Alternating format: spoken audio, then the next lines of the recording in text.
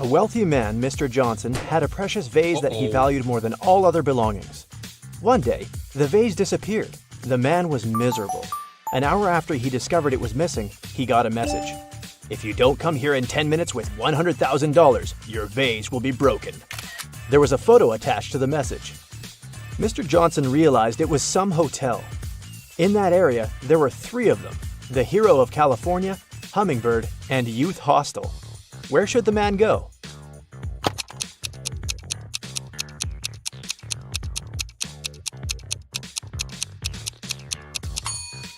Mr. Johnson should hurry to Hummingbird. It's the only hotel that has the 7th floor. Amanda was in the middle of a burning room.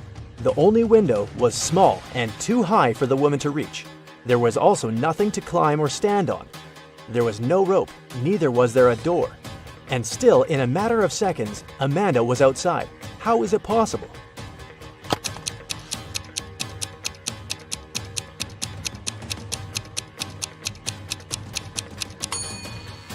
There was no door in the room. The woman just ran out through the doorway. A woman is sitting in her cabin in Ohio, but 4 hours later, she gets out of her cabin in Arizona. How did she do it?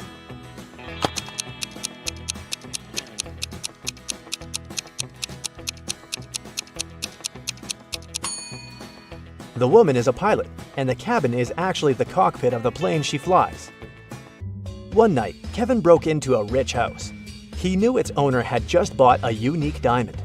The thief managed to get through one of the trickiest security systems he'd ever seen. And here it was, the diamond. After grabbing the gem, Kevin got out of the house, but when he was already outside the gate, 2 security guards caught him. The guy tried to persuade the men he was only a passerby, but they didn't believe him. They searched Kevin, but found nothing. The guards were puzzled and decided the thief had swallowed the diamond. But X-ray also didn't show anything strange. The security guards had to let Kevin go.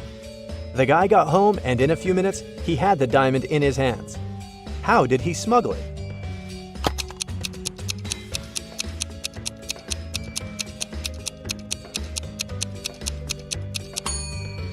When Kevin broke into the house, he wasn't alone.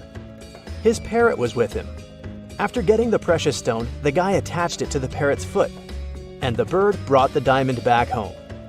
Paul was a young but very talented chemist. He was going to attend a very important conference where he had to present his latest work. But right before the event, Paul's envious colleague locked the guy in his lab. There was no way he could get out of there on his own. In the middle of the room, there was a test tube with some bright purple liquid inside. There was also a note. "This mixture will blow up in 1 minute. You've got only one chance to neutralize it with one of these ingredients. If you add the correct one, the reaction will stop. Here's the clue you'll need to figure out the needed ingredient. HIJKLMNO.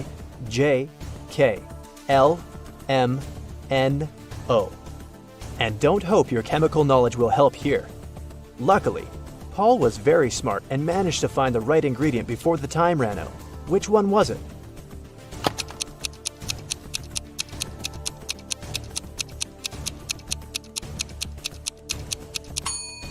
It's a row of letters from H to O. It means the needed ingredient is H2O, which is water. 2 identical vans were crossing the bridge when it collapsed. The car fell into the water and started to sink. Luckily, the drivers were unharmed. But they had to find the way to the surface really fast because the vans started to fill with water. One of the men began to push the driver's door, and the other was trying to open the side door. Who has the higher chances of survival?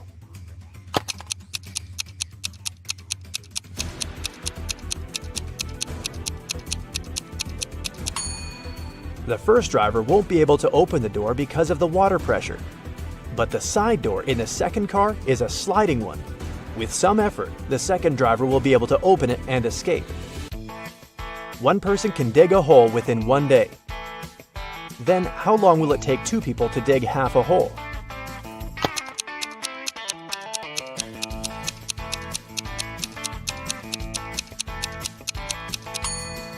There's no such thing as half a hole. Look at these pictures and try to figure out which mirror is magical.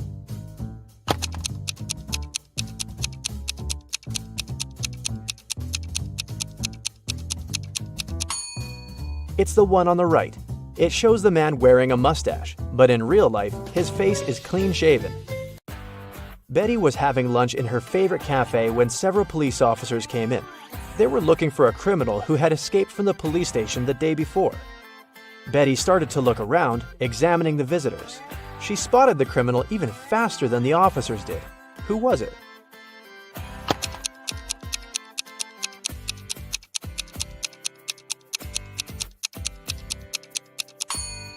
Look at the barman. He's wearing handcuffs. Daniel wanted to go to the seaside with his friends in the summer, but his father reminded the guy he'd promised to help in his parents' store. When the man saw how upset his son was, he offered him a deal. Daniel had to solve several riddles, and then he'd be free to go and have fun with his friends. So, our customers often ask us to sell them something that's full of holes but can still hold water. What should we offer them? After a while, Daniel found the right answer. What's this mysterious thing?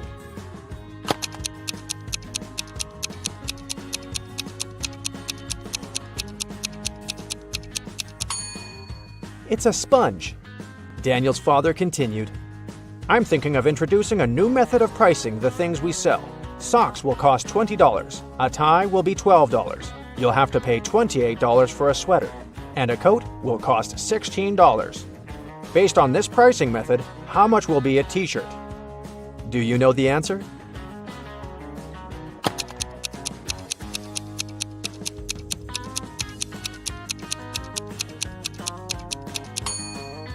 Daniel was confused at first, but then he realized the correct answer was $24.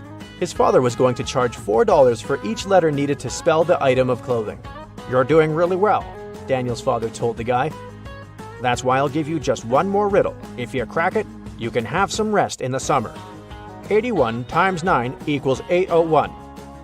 This equation isn't correct. What can you do to make it true? This riddle took Daniel quite a while. And how fast can you solve it?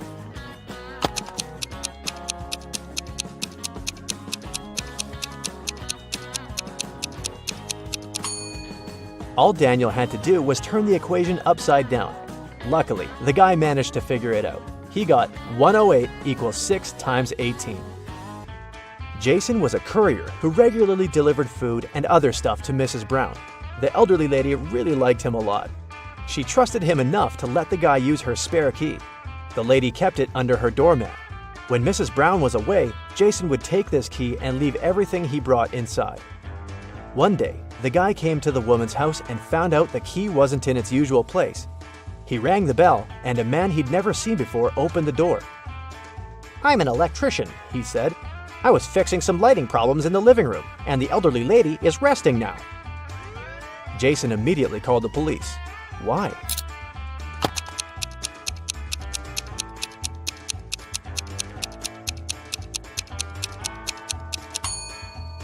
The criminal entered the house with the help of the spare key.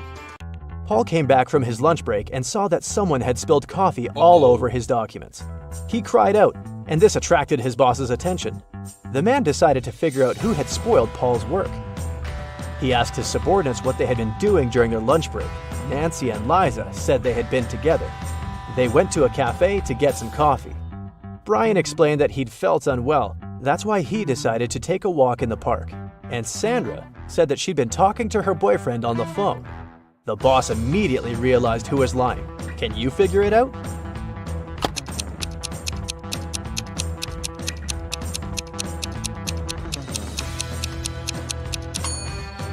It was Sandra. There's a sign on the wall that prohibits the employees to use their phones in the office. It means the girl couldn't be speaking with her boyfriend. A wealthy businessman disappeared right from his home one afternoon. His wife called the police. The detective arrived and questioned everyone who was in the house at that time. The cook said that she'd been preparing dinner and hadn't left the kitchen. The maid claimed she had been cleaning the dining room after the businessman and his wife had had lunch. And the wife said that after lunch, she'd been sunbathing and swimming in the pool. The detective immediately realized who was behind the man's disappearance. Do you know the answer?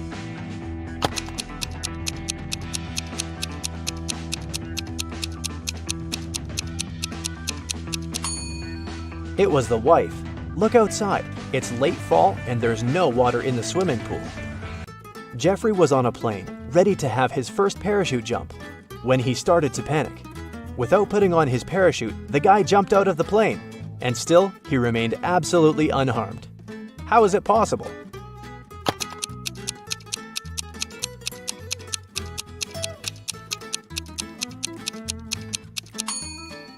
The plane was still on the ground. There's a large apple tree growing on a cliff. If a powerful wind is blowing towards the land, where will the apples fall?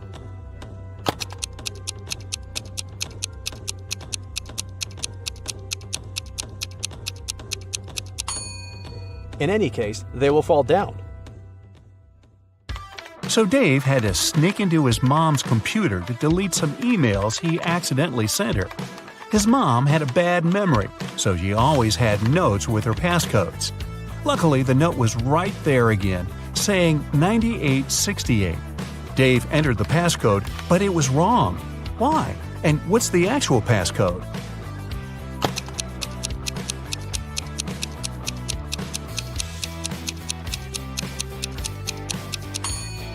The note was just turned upside down. The actual passcode is 8986.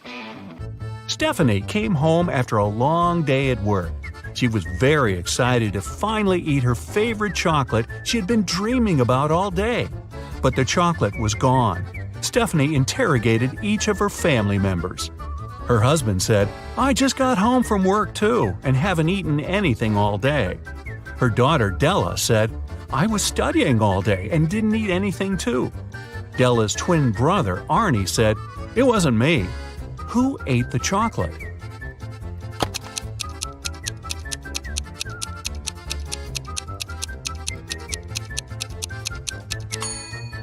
Take a closer look at Della's desk. There's a chocolate wrapper, but she said she didn't eat anything. She must have lied. A grocery store manager noticed that recently they started to lose watermelons. He suggested that there's a watermelon thief coming at the store from time to time. He opened one of the security videos and could immediately tell who the thief was. Look at the picture and try to guess who is the culprit.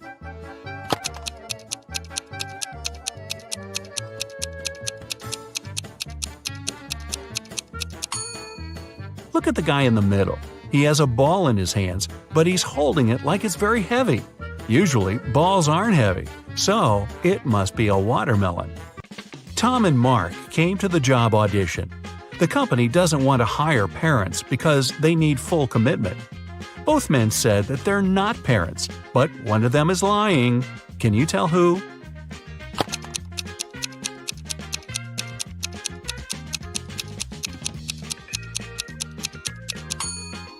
It's Mark. Take a closer look at his hand. There's a pink scrunchie on it. He must have done his daughter's hair before the audition. Mrs. Smith invited her neighbors over for a fancy dinner.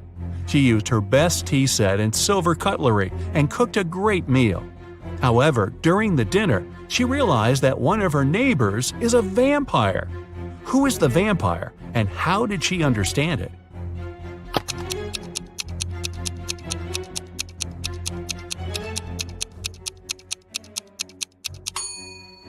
The vampire is the one who brought his own plastic spoon and is eating with it instead of with Mrs. Smith's silver cutlery. That's because vampires are afraid of silver. Four friends met after the summer break and talked about how their summer went. Toby was bragging about the months he spent in Chile and how hot it was there. However, his friends didn't believe him and called him a liar. Why?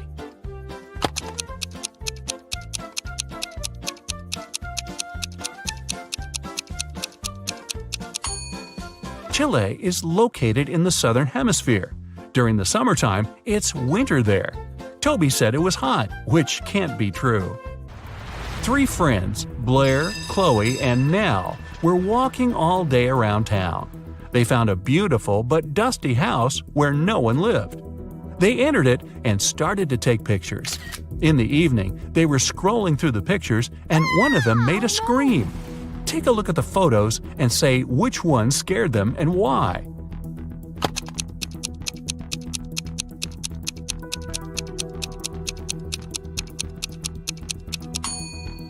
It's the first picture. There was no one in the house except for the girls, but on that picture, they're all three of them together, snapped from behind. Michelle was having a birthday party. She noticed her brother was eating in his room with some girl. However, she didn't know who it was. She got very curious, so after they left, she sneaked into his room to find some hints. There were 3 girls at her party: Jasmine, Sydney, and Nicole. Michelle immediately guessed who her brother was dating. Can you?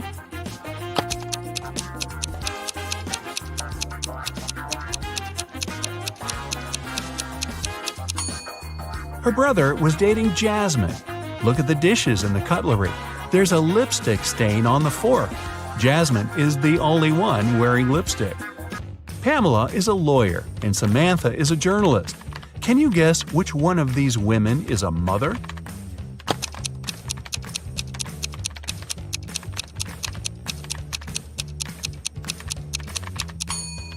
Take a look at the background. On the wall behind Samantha, there's some colorful marker scribbles. She must be a mother. Gianna was getting ready for her date. Suddenly, the lights in her apartment went off. She was almost ready and only needed her gloves.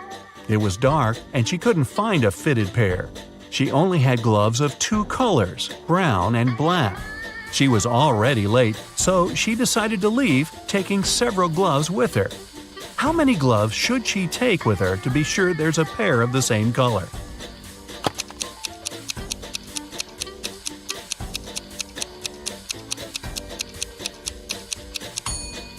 She just needs 3.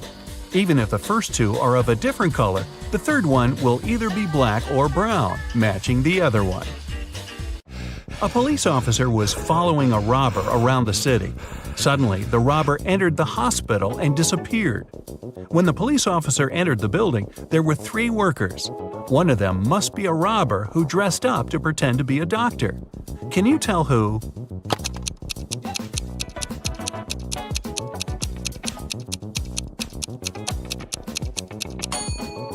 It's the man in the middle. Look at his badge. There's a picture of a woman on it. He must have worn the first pair of clothes he noticed. It was Christmas morning and the whole family was home. When Bailey returned in her room after watching her show on TV, she found that someone stole all the presents she had been wrapping. She questioned every person in the house. Her mom said that she had been making dinner. Her dad said he had been mowing the lawn. Her brother said he had been playing video games in his room. Who stole the presents?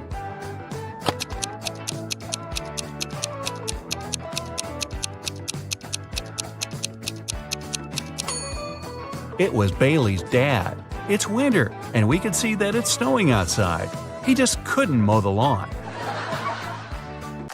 In the Arts Museum, the lights went off for a couple of minutes. When they came back on, the most expensive painting was missing. The detective arrived and started the investigation. There were 3 suspects, and he questioned each of them. Jessica, a dance teacher, said that she had been so scared when the lights went off that she couldn't even move and for sure didn't touch anything. Derek, a journalist, said he'd been in the bathroom at the time.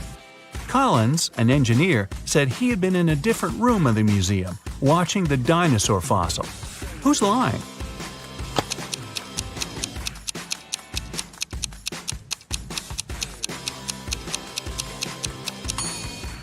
It's Collins. It's an art museum. There are no dinosaur exhibitions. Can you tell who's not a real werewolf?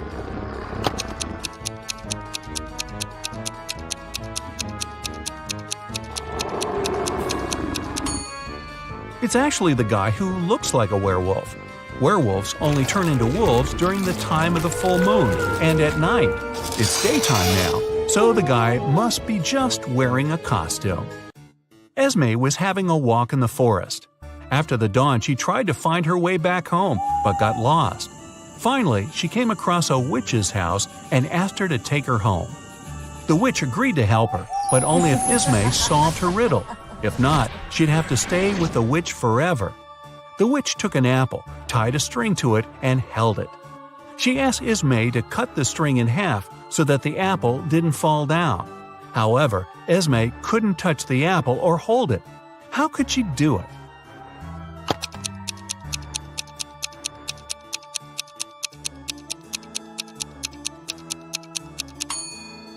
Esme should tie a knot in the middle of the string, make it into a loop, and then cut the apple. The time police have found out that there's a time traveler who uses the time machine more often than allowed. They tracked him and followed him to the Stone Age. Can you guess who's the time traveler?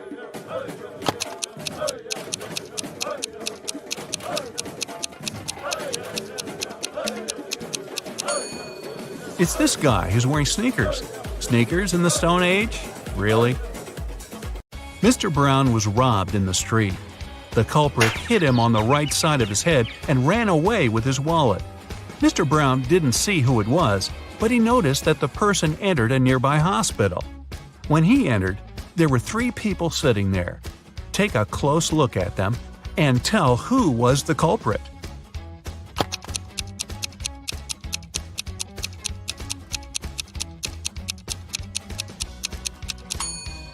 Mr. Brown was hit on the right side of his face. This means that the robber is left-handed. Look at where the bags stand next to those people. The first woman has her purse on the left side of her, which means it must have been her. For her birthday, Sienna got a beautiful hairpin. She brought it to school and showed it to her friends during lunch. Then she left for the bathroom, and when she returned, the hairpin was gone. Take a look at the pictures before and after, and tell which of her friends stole it.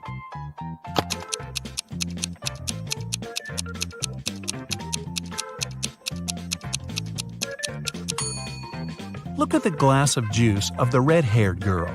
It looks like there's more juice on the later picture. No, there's not. She just put a hairpin in the glass. Mr. Green got in a car accident and spent a month in the hospital. He got amnesia and partially forgot things. He didn't have any family, and after a month, he finally returned home. He found his street, but then he realized he didn't remember which of the 2 houses was actually his. Can you guess which one it was?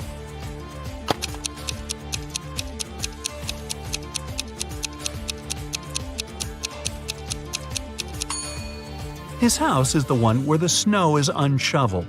He spent a month in the hospital and lives alone, so no one could clean the driveway. Look at the Christmas photos of 2 families. Can you tell which family is poor?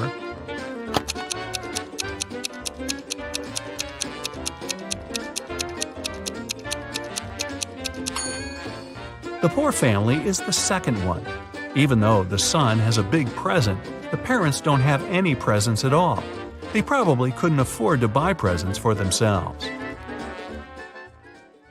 Mark and Jane got married and flew off to a paradise island to spend their honeymoon there. But something went wrong. After the couple checked into their hotel, Jane suddenly disappeared. The hotel owner announced that Mark would have to play a game to get his wife back. If he won, they'd get a big cash prize that would cover the cost of their honeymoon. Mark had to agree.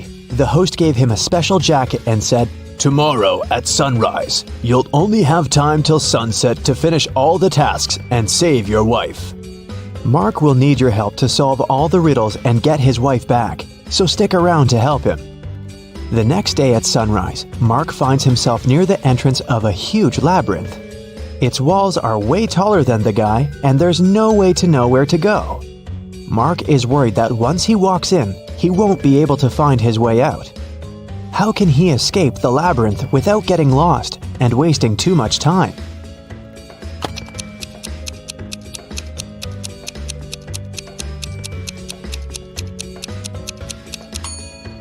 There's one strategy to escape any labyrinth.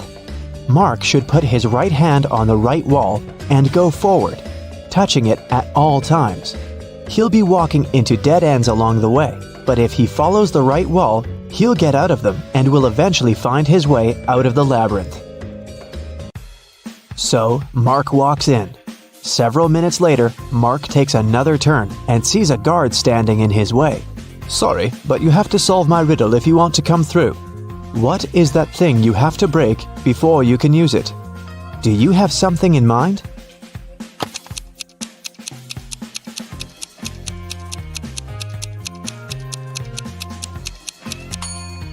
That's an egg. The guard says nothing, just moves to the side, letting Mark pass. Again, his right hand on the right wall. He's moving further. 20 minutes later, the guy sees a locked door on his way. There are 5 buttons on the door, but only one of them will let Mark pass. If he chooses the wrong one, the door will get blocked until sunset, and he won't be able to save his wife. So, choose carefully. Which button will let him in?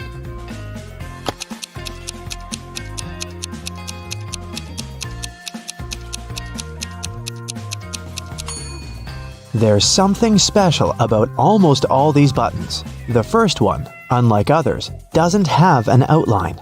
The second one is of a different shape. The third button is of a different color. And the last one is smaller than all the others. Only the fourth button doesn't have any distinctions. That's what makes it one of a kind. I bet Mark should press that one. And it's the right button. The door clicks open and Mark steps through. His right hand is on the wall and off he goes.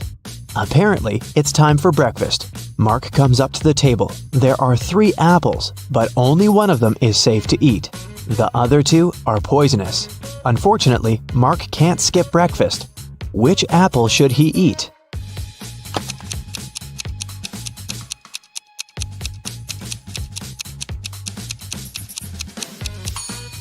Look, this apple has a caterpillar in it. It means there's no poison in the fruit, and it's safe to eat. 20 minutes later, there are 2 more doors on Mark's way. He has to pick one of them.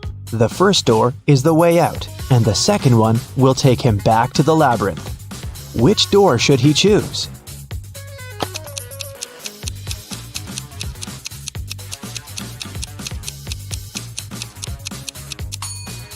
Look, there's some light coming from under the door. It must be the way out.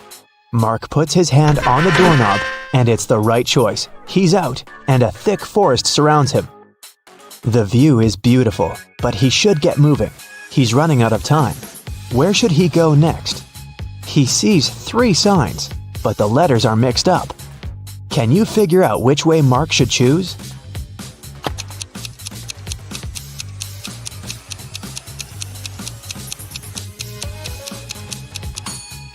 These signs are hints. If you put the letters on them in the correct order, the first sign will turn into right way, the second one into wrong way, and the last one will be wronger way, which is grammatically incorrect. Anyways, I guess Mark should opt for the left direction. Sometime later, Mark stumbles across a big old castle. He should enter it and see what's happening there. He comes up to the door, but it's locked. It requires a password. Here's a sequence of numbers. 4 more digits must be added to it. Can you guess which ones?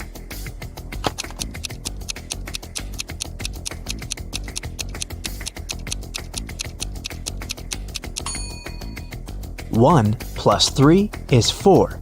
3 plus 4 is 7. 4 plus 7 is 11. Then 7 plus 11 is 18. So the next digits are 2 and 9. 29. Because that's 11 plus 18. And 18 plus 29 gives us 47, which is 4 and 7. The password is 2947. And this is the right answer.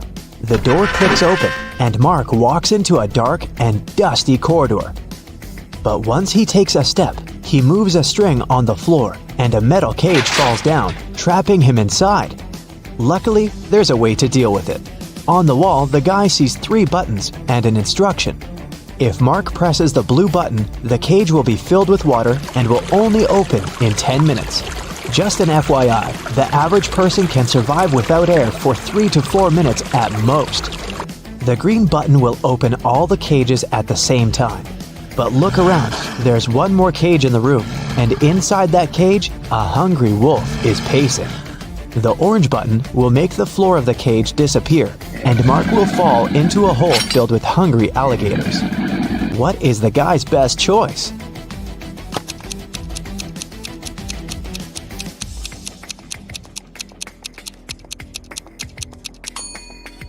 Seriously, there's no need to try anything risky. If Mark hits the blue button, the water will just go through the bars of the cage, and in 10 minutes, Mark will be free to go. Soon, the cage opens. Mark sees a long corridor with many turns. Mark's task is to figure out which turn is the one he needs. But it's not that hard. The guy is actually inside an art gallery with paintings on the wall. After every turn, he can see 2 pictures. Mark should just follow the original paintings. He will need your help to tell them apart. Okay, here's the first one. Which one is the original?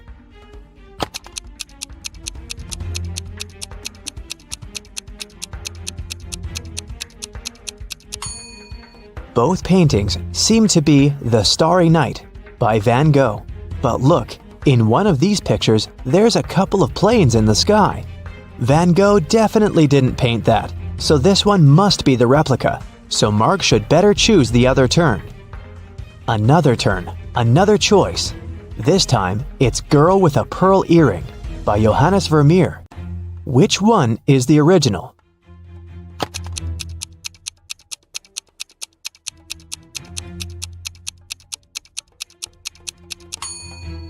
I don't think the girl in the real masterpiece had a nose piercing, so the painting on the right is fake, and Mark should turn left. But surely you know this one, Mona Lisa by Leonardo da Vinci. But one of the paintings is really messed up. Can you spot the difference?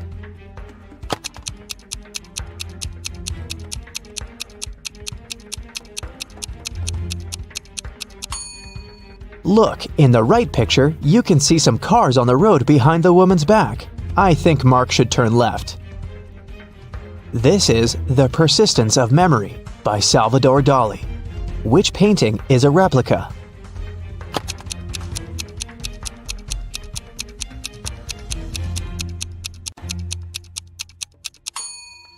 It's the one on the left. I don't think a melted modern smartphone belongs there. Turn right. And one more choice to make. It's American Gothic by Grant Wood. Look closely and help Mark choose.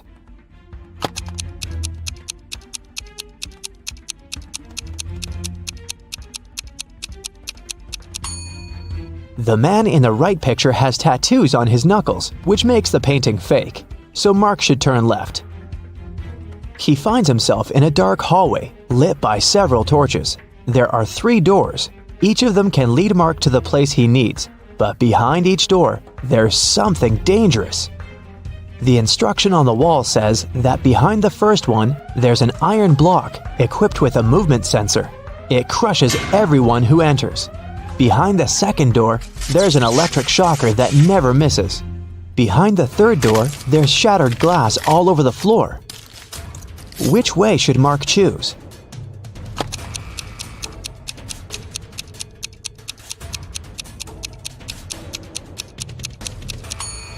He should pick the third door. He's wearing a pair of shoes, right? So the glass isn't gonna be a big problem. Finally, Mark sees his wife. She's trapped in an aquarium, and soon she's going to run out of oxygen. But the main problem? There are 2 aquariums and 2 women. Both unconscious and absolutely the same. Mark has to figure out who the real Jane is, and he only has one attempt. Which woman is his wife?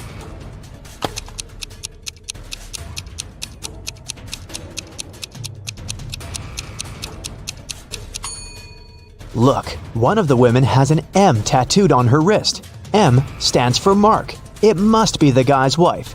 He rushed towards her and takes her out of the water. Half a minute later, she comes back to her senses. They have to get out now. Once again, there are 3 ways out. Behind the first door, there is a hungry wolf. Behind the second door, the floor is burning. This time, wearing shoes can't help much. Behind the third door, the room is filled with toxic gas. How can the couple get out?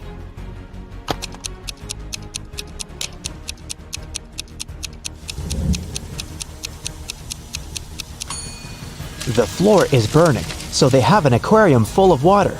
The fire isn't that huge, so this amount of water should be enough to stop it. It's the right choice. Mark and Jane walk out the second door and run towards the exit they see in front of them. On the way out, there's a guard. Congratulations, you've completed the quest. But I will only let you out if you solve my last riddle. There's something that Saturn, Uranus, Venus, and Mars have that Earth doesn't. What is that?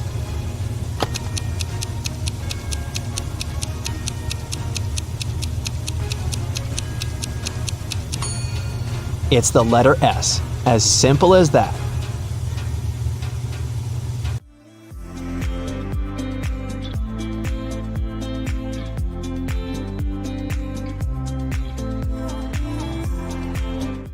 One night, a gang of thieves were stealing boxes with electronics from a warehouse. They were carrying them to their van when they heard a police car siren. And still, even though the thieves didn't manage to avoid the police, they didn't get arrested. Why?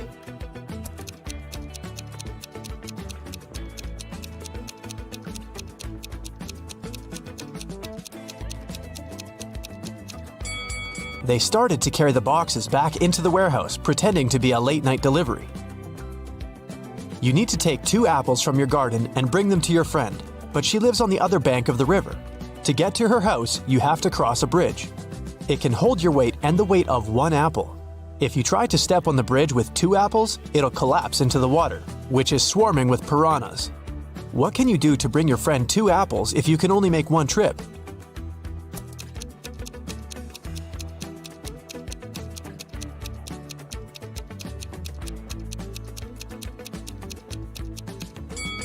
You should cross the bridge while juggling the apples.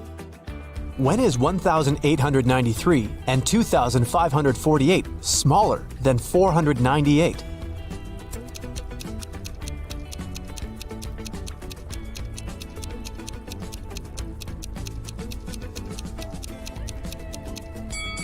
When they are years BCE. Susan worked in a clothing store that sold expensive designer items. One day, she discovered that someone had stolen a pair of pants. Look at the people who were inside at that time.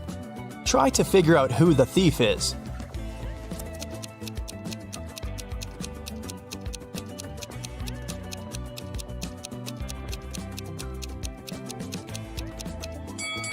It's the guy on the right. If you look attentively at his legs, you'll see the pants peeping out from under his jeans. A mad researcher caught Eric. He told the man, "I'll let you go if you jump from a 30-foot tall ladder and remain unhurt." Eric thought a bit and did just that. How did he manage to avoid injuries?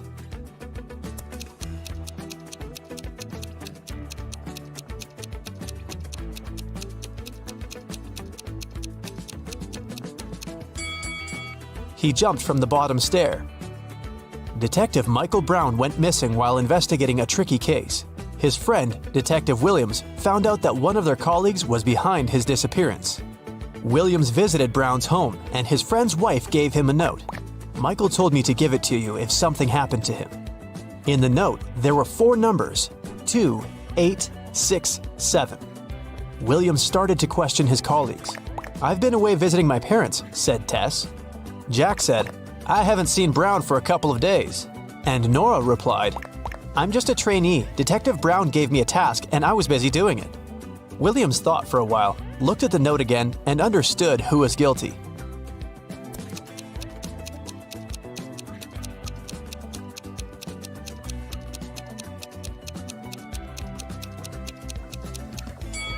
It was Tess. 2867. The first letters of these numbers make up her name. When Ashley came home in the evening, she noticed that the living room window was broken. She got angry. Her husband must have practiced his favorite soccer moves inside again. But the man said, "I was sitting on the sofa watching a soccer match. Suddenly, a ball hit the window from the outside and broke the glass." He showed his wife the soccer ball he was talking about.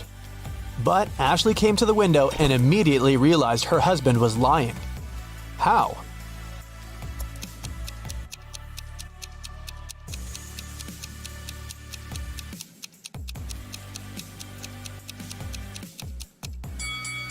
The woman saw that the glass was on the ground outside the house. But if someone outside had kicked the ball and it had broken the glass, the shards would be inside the room. 3 tortoises are having a walk in the park. One of them says, 2 tortoises are following me. The second tortoise says, One tortoise is moving in front of me and one is behind me. And the third tortoise says, 2 tortoises are traveling in front of me and one is behind me. How is it possible?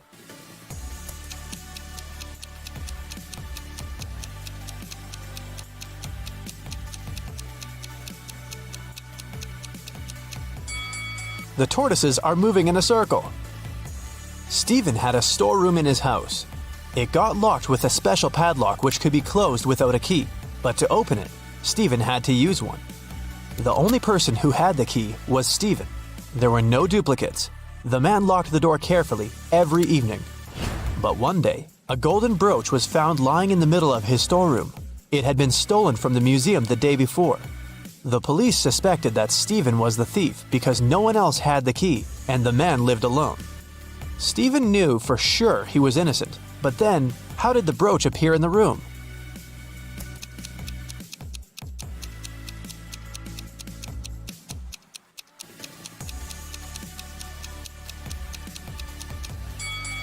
While Stephen was in the storeroom, the real criminal changed the padlock. Stephen didn't need the key to lock it. That's why he didn't realize the padlock had been changed. Later, the thief opened the lock with his own key and left the brooch inside the room.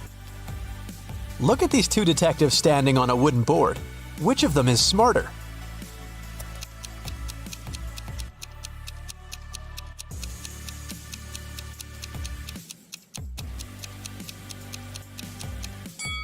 The one on the left. He can keep his balance by standing in the middle of the wooden board. But the other detective can easily fall down. Once, a dance studio owner found Dylan, one of the instructors, lying on the floor in one of the rooms. Someone had hit the man on the head. The police questioned the dance studio workers and visitors and found 3 suspects. Chloe, a regular, said she hadn't visited the studio for several days. She had a couple days off and spent them sunbathing on the beach. Ethan, another instructor, told the police his friend had called him and asked for help. That's why he had left the studio before Dylan came to work. Layla, Dylan's girlfriend, told the police they had quarreled earlier in the morning, but after that, she didn't see Dylan. The police officers understood right away who was behind the attack.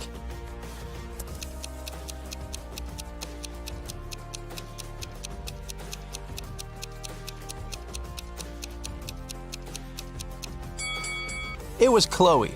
She said she had spent several days on the beach, but her skin was extremely pale. There are 4 floors in a hotel. The higher the floor, the more people stay there. Which floor does the elevator visit most frequently?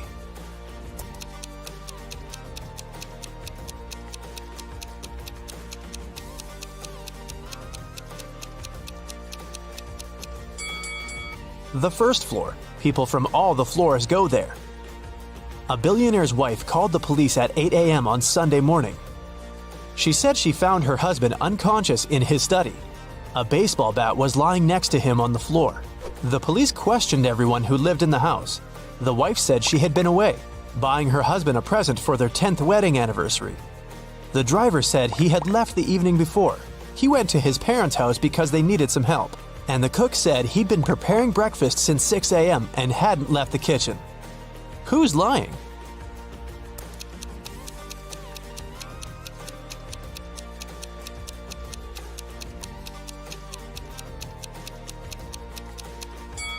The wife. Stores aren't likely to be open so early on Sunday morning. You've got 9 coins. One of them is fake, and it weighs a bit less than the others. You've also got a pair of scales, and you're about to do 2 weighings. How can you figure out which coin isn't real?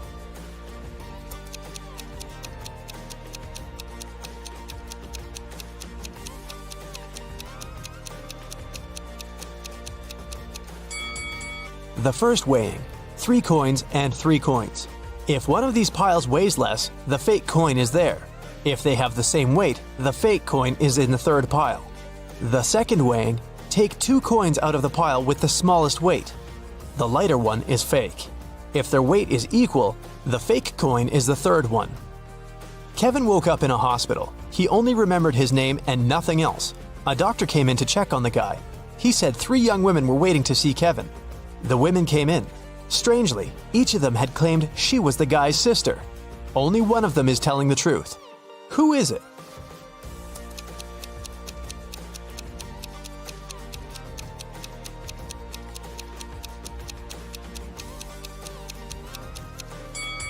It's the one in the middle. She has a birthmark on her hand, and Kevin has the same. Brenda promised her friend Larry to write an essay for their Friday lecture, but she had one condition. I'll help you if you increase 86 by 12 without adding anything to this number. Larry was able to do it. How?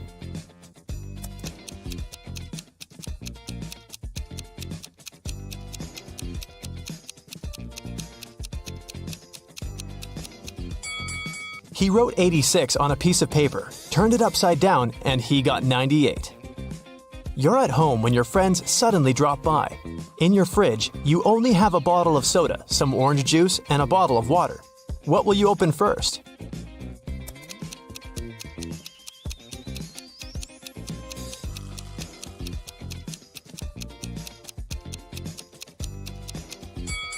The door of your fridge.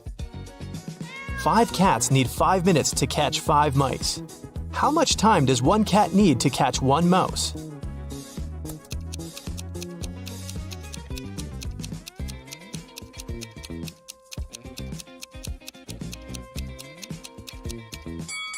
The same time, 5 minutes. Amanda was going through a deserted park when someone hit her on the head. When she recovered, her bag, along with her phone, money, and documents were gone. There were no people around except for one elderly lady. Amanda rushed towards her, explained the situation, and asked to call the police. The lady told her not to worry and started to press 911 on her phone. After talking for a minute, she said, "They're going to be here in no time." As soon as Amanda heard these words, she sprinted off. Why?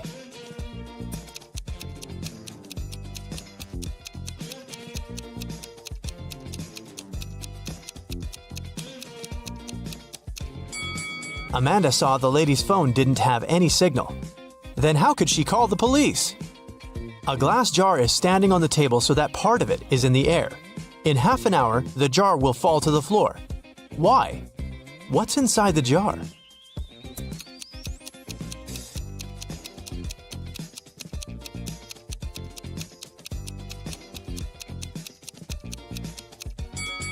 Inside the jar, there's some ice, but its weight is distributed in such a way that the jar is balanced. Once the ice melts and turns into water, the jar will fall. Look at this picture. There's something wrong here. Can you figure out what it is?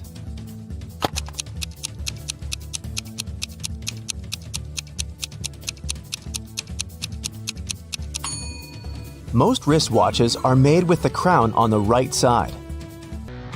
Detective Harris has come to investigate a new case. A car crashed into a restaurant window, smashing it. There are 2 suspects, Julie and Douglas, but each of them claims it's the other person who did it. Can you figure out who's lying?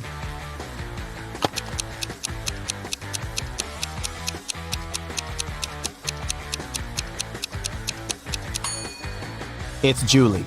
The tire tracks on the ground belong to her car. At 9 a.m., Ethan got a call from his friend, an owner of a large business. The man said that a very important document had disappeared from his office. It had been on his desk the evening before, but now it was nowhere to be found. Ethan immediately went there to question his friend's employees. Soon, he had 3 suspects. Walter said he had spent the previous evening at the movies. Joan had dinner with her friends, and Zachary visited an art gallery. It didn't take Ethan long to understand who was lying. Do you know it too?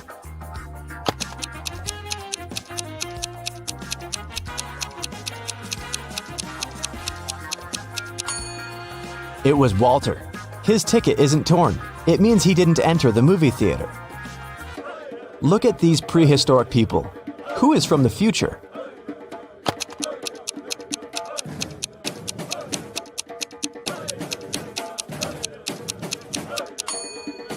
It's one of the guys carrying water.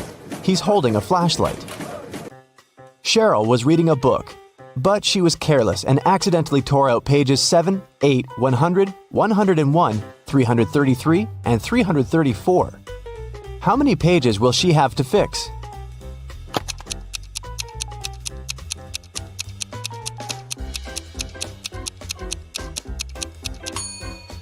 Just 4. 7 and 8, as well as 333 and 334, are different sides of one page. Olivia called the police. She told them someone had broken into her house, tied her up, and taken all her money and valuables. When the officers arrived, the entrance door was open, and Olivia was indeed tied to a chair. And still, the detectives didn't believe her story. Why?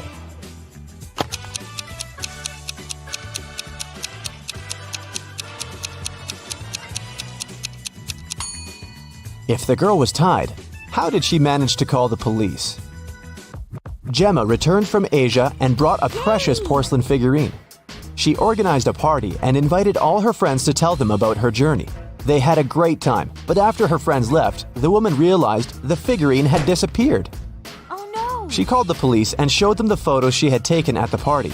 One of the officers immediately realized who had stolen the figurine. Do you understand it too?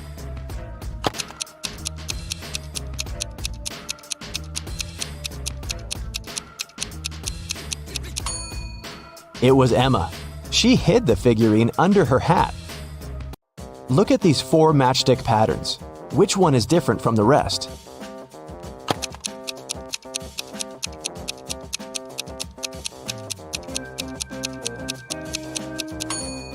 It's pattern number 3.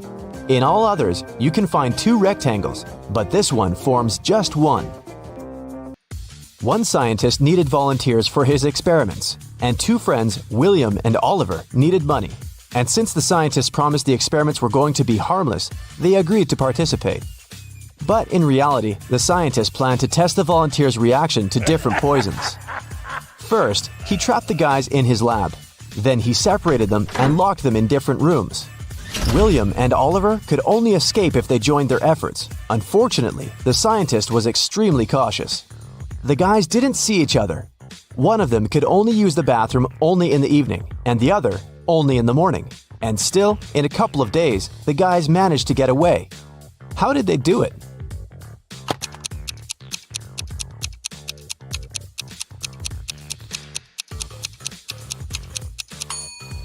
They wrote messages to each other on the steamed-up mirror in the bathroom with their fingers. They could read the messages later by breathing on the mirror. I shave, cut, and wash several times a day, but I still have more hair than you can imagine. Who am I?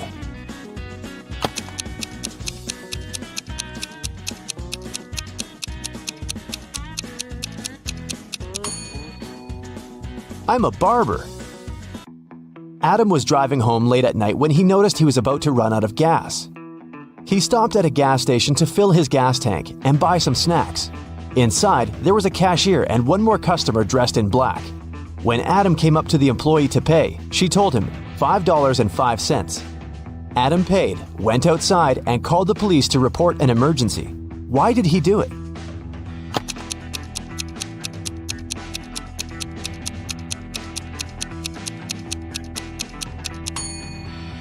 The cash register showed 1835, but the cashier said 505, which looks like SOS.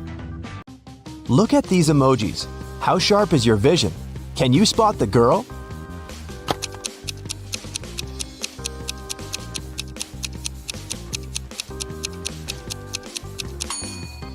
Right you are. Here she is, on the left. Can you find all 6 Ys in this picture?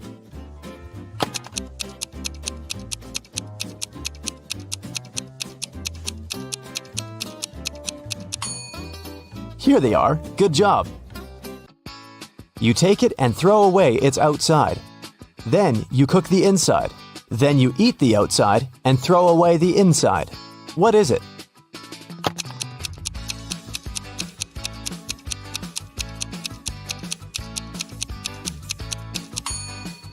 You've just eaten corn on the cob. Marcus woke up in a dark basement with just one candle burning on the table.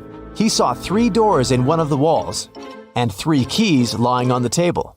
How many attempts did the guy need to figure out the key for each door?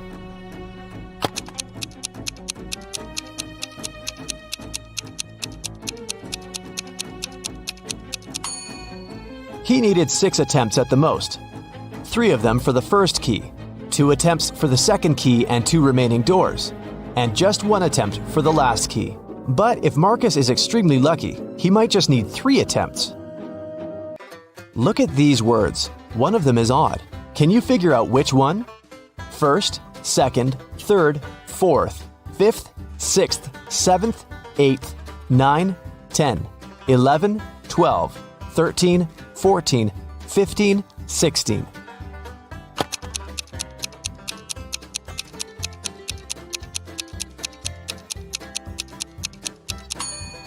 It's the word fourth. It should be spelled as fourth. Look at this picture attentively. What's wrong with it?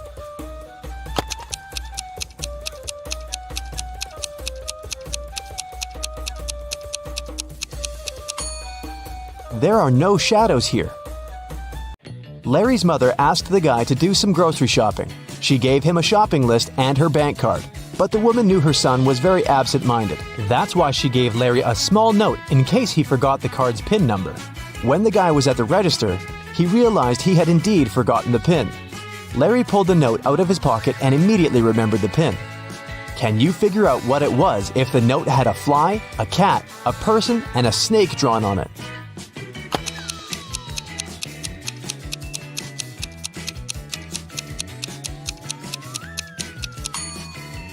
The PIN was 6420. Larry just had to count the number of legs of each creature. What is the missing number?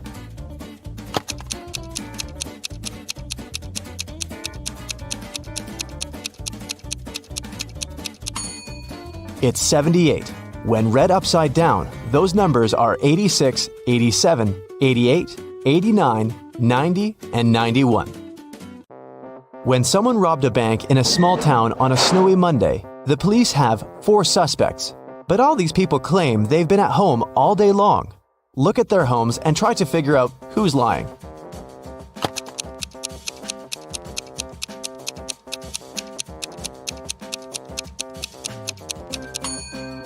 It's Rick. He returned home only recently. He parked his car near the house after the snow had already built up on his driveway. You need to move only 2 matchsticks to get 2 squares. How can you do it?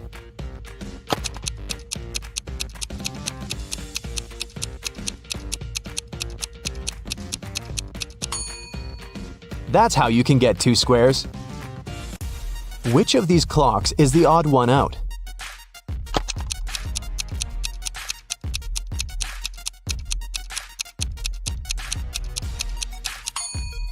It's clock C.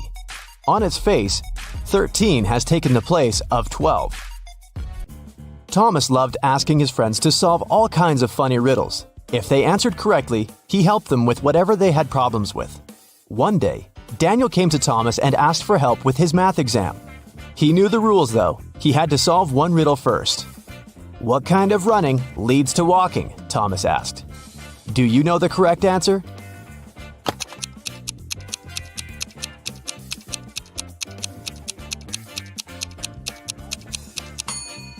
Daniel said, running out of gas. And he was right. But helping your friend with exam preparation is a difficult task. That's why Thomas asked Daniel to solve one more riddle. A woman drove from Seattle to Los Angeles. It took her 2 days to get to her destination. That's when she discovered one of her tires was punctured.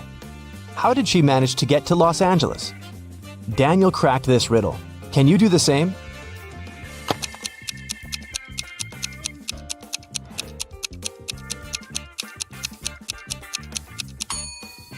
The punctured tire was the spare one.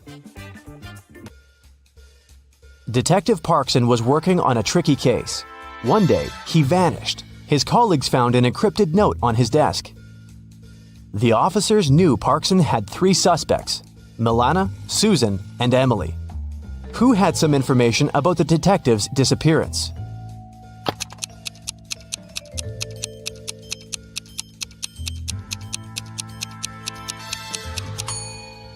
After some time, one of the police officers cracked the code. D plus 1 equals E. L plus 1 equals M, and so on. It was Emily who knew where the detective was. Aaron's enemies kept the guy in a tower that was 150 feet high. Aaron's friends managed to have a pair of scissors and a rope delivered to the man. Unfortunately, the rope was just 75 feet long. And still, Aaron managed to escape. It's known for sure that he cut the rope in the middle. But then what?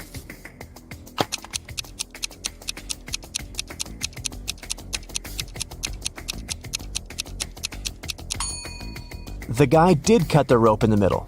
Not across, but along. He tied the two parts of the rope together and got down to the ground. Mike pointed at a young woman in the street and said, "She's the daughter of my grandfather's only son." Is the woman related to Mike?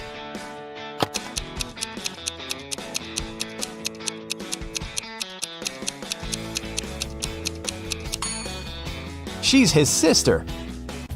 Detective Jackson was walking along the street when he heard some noise. He ran to see what had happened. It turned out that some man had grabbed an elderly lady's bag and sprinted away. The detective ran in the direction witnesses showed him. After he turned the corner, he saw 3 doors. He knocked on the first one. The apartment owner, Patrick, opened the door. The man told the detective he'd just returned from a long run. Another man, Jerry, opened the door. He said he'd been playing basketball behind the house. The third apartment belonged to Raymond, a musician. He had just finished composing a new piece of music. After talking to all these people, Detective Jackson understood who the thief was. Do you know it too?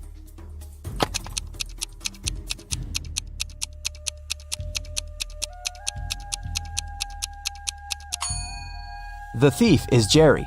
He claimed he'd been playing basketball, but he was holding a football while talking to the detective. Sheila participates in a beauty pageant. The next catwalk will take place in 30 minutes. Sheila leaves her stuff in the dressing room and goes outside to talk on the phone. After that, she returns and sees that someone has torn her costume. Sheila gets furious and questions her rivals. Millie says, "I was getting my makeup done, so I sat in my chair motionless, and I couldn't look around." Chelsea says, "I was in a toilet. I think I ate something wrong for lunch." And Isabella says, "I was outside the dressing room filming stories for my subscribers." Who is lying?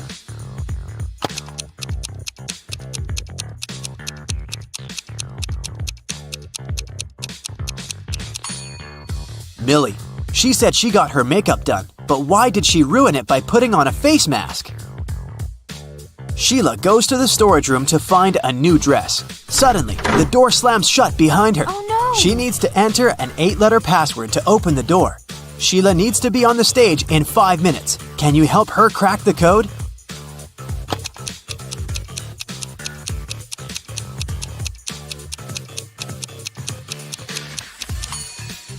This picture on the wall is a hint. Sheila needs to enter paradise. Sheila opens the door and meets face to face with creepy rats. She runs away and gets lost in the basement. Sheila finds these 3 doors leading to the stage, but each door is hiding some danger. There are broken wires and a puddle of water on the floor behind the first door. There's a scorpion behind the second door waiting to bite Sheila. And there's a magical portal leading to the top of a mountain behind the third door. Can you help Sheila make the right choice?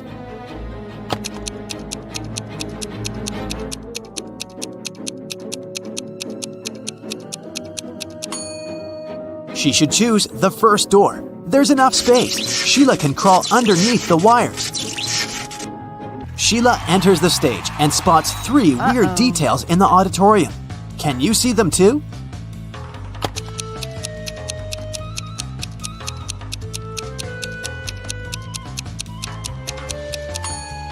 Take a closer look at this lady. She's holding a book upside down. This musician is playing the violin without any strings. Also, there's a panda among the viewers. Sheila becomes a beauty queen. She gets a diamond tiara and a paycheck. She goes backstage, but suddenly, all lights in the building go out for a few seconds. When the lights turn on again, Sheila sees that someone has stolen her tiara.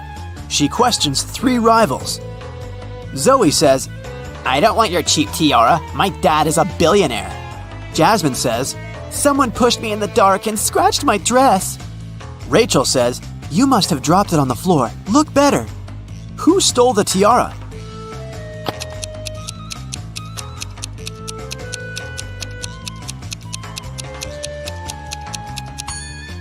Zoe. It's hidden under her diamond necklace. The next day, Sheila wakes up in a creepy castle. A wicked witch turned her into a monkey. To break the black magic, Sheila needs to use a spell. But the spell book is locked in a box. The lock requires a 6-digit code. Can you help her open the box?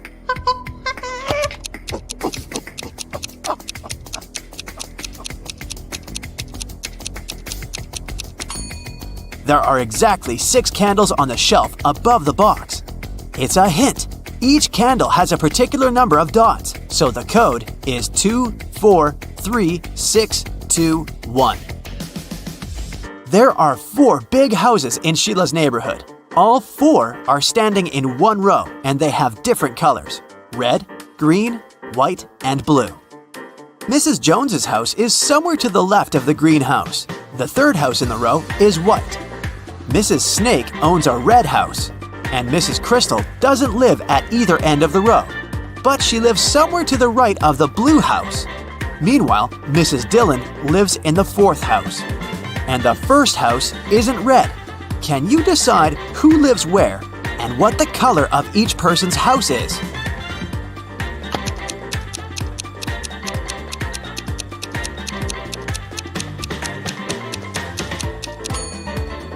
From the clues, we know that the first and the third houses can't be red. Mrs. Dillon lives in the 4th house. Therefore, Mrs. Snake, who owns the red house, can only live in the 2nd. Since Mrs. Crystal doesn't live at either end, she must live in the 3rd house, which is white. Mrs. Jones's house is somewhere to the left of the greenhouse, which means that Mrs. Dillon lives in the 4th house. As for Mrs. Jones, she lives in the 1st house, and it's blue. Can you spot a fake teacher?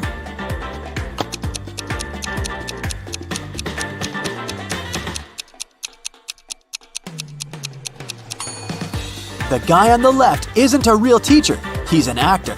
Take a closer look. There's a rec camera icon at the top of the screen. 2 friends want to cross a river. The only way to get to the other side is by boat. But this boat can only take 1 person at a time. The boat cannot return on its own, and there are no ropes or any other similar tricks. Yet both guys managed to cross the river using the boat. How is that possible?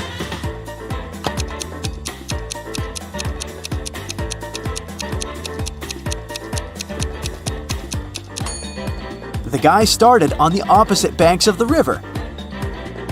Josh and Bob are twins. Josh lives with his wife, and Bob lives alone.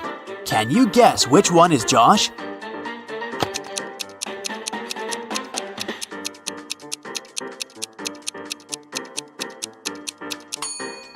It's the first guy. He has a pair of toothbrushes in his bathroom, while Bob only has one. A time traveler is attending this party. Can you spot this person?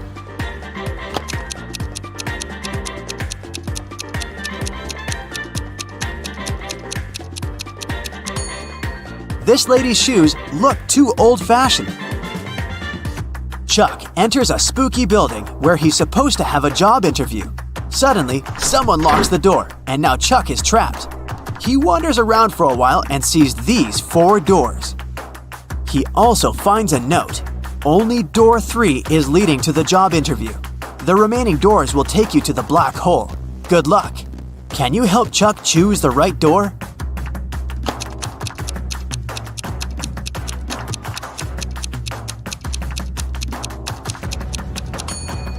No need for luck, Chuck. The symbols on the door are actually numbers. So, Chuck should enter this door.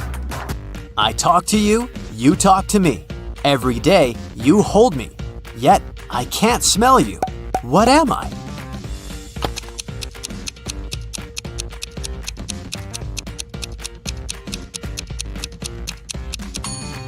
I'm your mobile phone. A gentleman and a lady are talking. The person with black hair says, "I'm a gentleman." The person with blonde hair says, "I'm a lady." At least one of them lied. Can you guess the hair color of each person?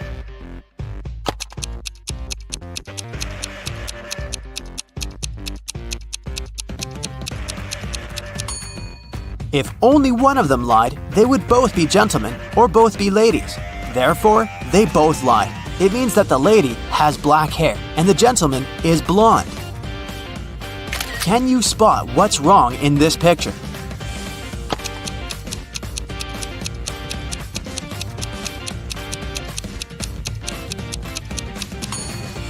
There's no milk in the jug. Can you see anything odd in this picture?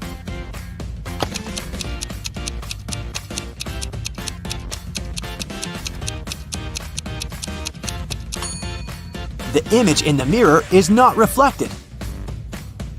Can you spot a vampire?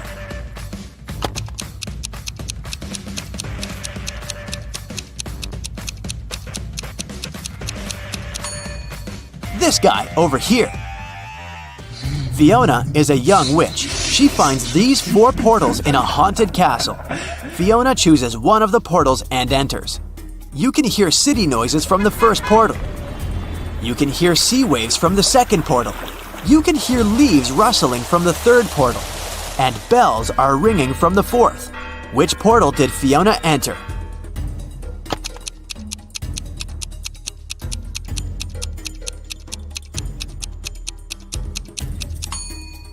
Fiona's dirty footprints on the floor are leading to the third portal. Don't mind the different sounds, this could just be a magic trick.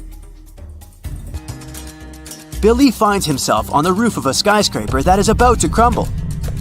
The only way out is to use one of these 4 elevators.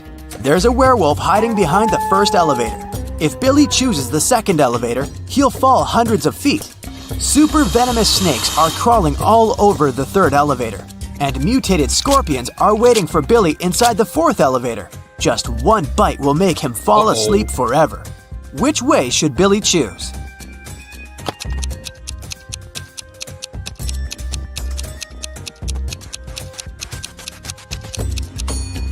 The first one. Take a look at the sky. The moon is not full, so the werewolf is harmless. Rachel meets 3 of her former school friends in the parking lot. All 3 want to impress Rachel, so they begin to discuss their new cars. Melanie says, "I wanted my car to be one of a kind, so I bought this one." Peter says, "Since I'm a beginner, I purchased the cheapest used car." And finally, Samantha says, "I bought a large car because I have a big family." Rachel spots a liar right away. What about you?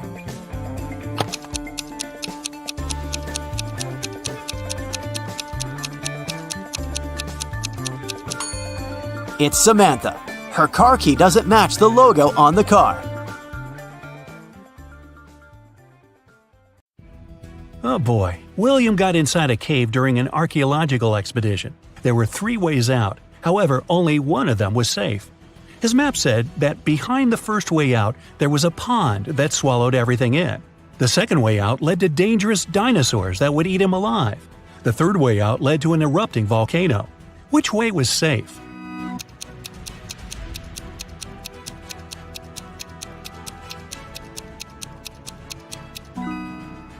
The second one, because the dinosaurs went extinct many years ago. You're running away from a pack of zombies and come across 3 doors. Behind the first one, there's raging fire. Behind the second one, there's a lake of water. Behind the third one, there's a venomous snake. Which way would you choose?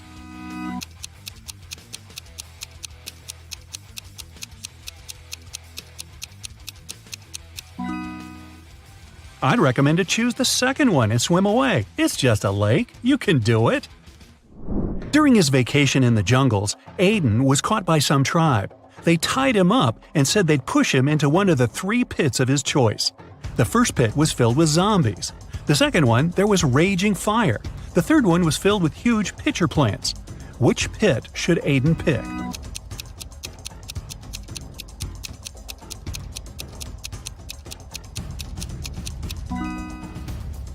He should choose the third one. The pitcher plants only eat insects. They're not dangerous for people. Aston reported that someone had robbed his house. Detective Callum arrived and asked Aston to tell him what happened. He said that he walked into his room and saw someone getting out of his window. They must have heard him walking inside the house. Then he checked his desk and found that his money had been stolen. Detective Callum asked if Aston had touched anything else, and the man said he hadn't. Detective Callum closed the case and refused to proceed. Can you guess why?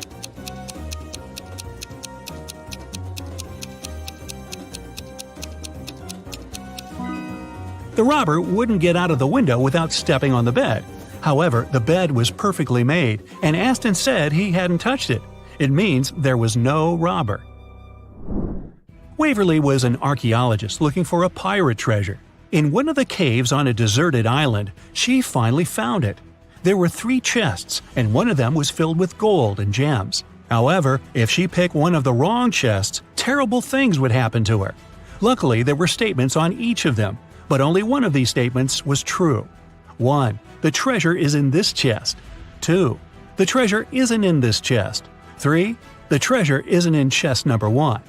Which of the chests has the treasure?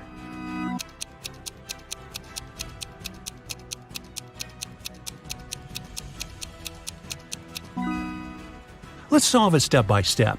If the first statement is true, then the treasure must be in the first chest, and the other statements must be false. In this case, the second statement is also correct, so that was a wrong guess. If the second statement is true, then the treasure isn't in the first chest. The treasure isn't in the second chest either, just like it says. Then it must be in the third one. However, this makes the third statement correct too, although it shouldn't be. If the third statement is true, then from the first statement that is wrong, you can conclude that there's no treasure in the first chest. Since the second one is wrong too, then the treasure must be there. Now there's no contradictions, and the treasure is in the second chest. Whew. Does anybody else have chest pains? Just me? Okay. Skylar and Amelia are pen pals. Skylar said that her birthday was in winter, and Amelia said that hers is in summer. However, a couple of months later, they both had their birthday on the same day. Still, none of them lied. How is it possible?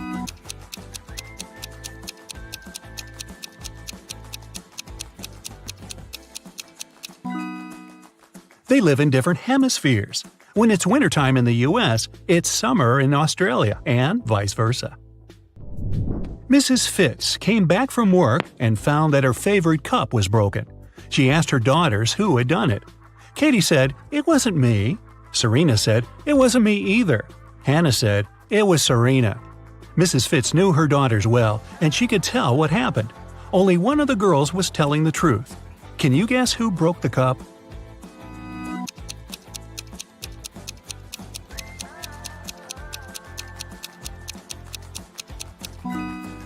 If Katie tells the truth, then firstly, it wasn't her who broke the cup. Secondly, the other 2 girls are lying. Serena is lying, so you can conclude it was her. But then Hannah is right, and that's a contradiction. Let's say Hannah is right. Then it was Serena who broke the cup, and Serena is lying. But then Katie is telling the truth too when she says it wasn't her. So Serena is telling the truth. She says it wasn't her, so you can trust her. And Katie and Hannah are lying. Katie says it wasn't her, so it was her. And Hannah says it's Serena, which is a lie. So Serena is the honest girl, and Katie is the guilty one. Hannah is just a liar. Esme was on her casual walk in the forest, and she didn't get lost this time.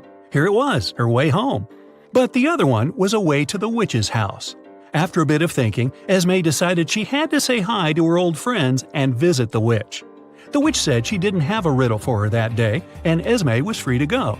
But Esme had one. She said if the witch got it wrong, Esme would take her cat. Dear witch, imagine you're in a dark room. How can you get out?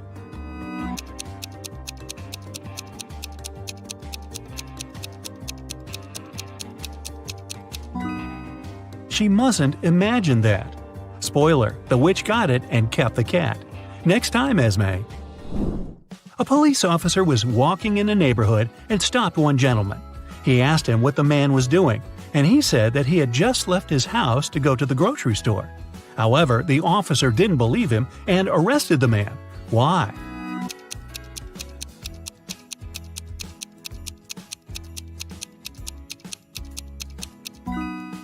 Look, it's snowing, and there are fresh footprints on the snow that lead out of the window. House owners usually use the front door to walk out of the house, so this one must be a burglar. Bryce was a grumpy old gentleman who didn't like some teenagers walking past his house.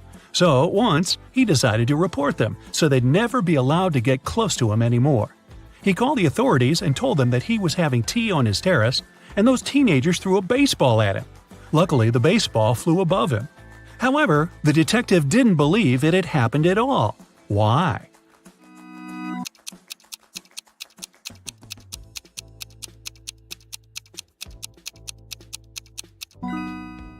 Take a look at the terrace. It's all made of glass. Bryce's place is right next to a window. If the baseball had flown right above him, as he said, it would have broken the glass. Thomas was collecting action figures. Some of them he got from his grandfather. They were super rare, and his collection of more than 500 figures was worth about $1 million. One day he came home from vacation and found out that his collection was stolen. Detective Callum was up for the case. There were 3 suspects, all of them were Thomas's neighbors. He said that the collection of action figures had been stolen and asked what they had been doing during the holidays. Sydney said that she was in the neighborhood. She was working, but had nothing to do with the figures. Mateo said that his grandma is staying with him, so he's always with her, and he couldn't find any room for 500 action figures at his place. Gideon said that he wasn't even in the neighborhood and had just come back himself. Who stole the collection?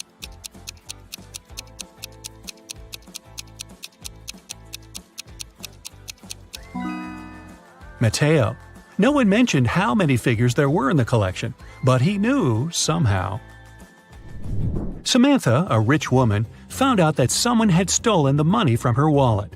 There were 3 people in the house: Malcolm, a cleaning man, Grace, a gardener, and Sebastian, a boy who walks her dog. She reported the case. The police took the fingerprints but only found those of Samantha herself. Still, they had the main suspect. Who was it?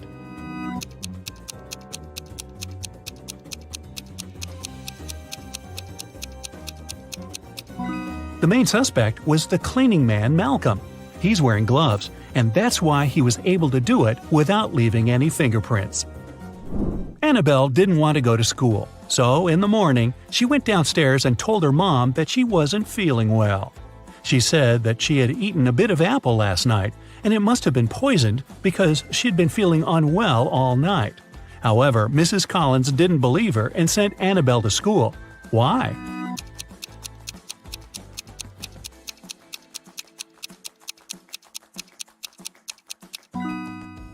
There's just one bite on the apple, and it's a fresh one. If Annabelle had left this bite last night, it'd be brown, but it was still okay, which meant it was fresh. At school, Sophie opened her locker and found an envelope. Inside, there was a calendar and a note asking if she wanted to go to the prom. However, instead of the name, there were just several numbers: 17, 2, 30, 25. Can you guess who asked Sophie to prom?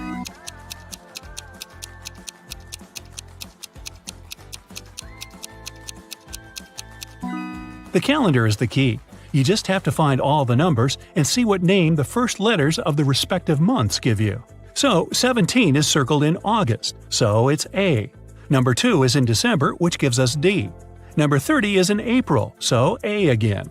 And finally, number 25 is May 25, so it's May. Seems like the guy's name is Adam. Too bad there are 13 Adams at her school.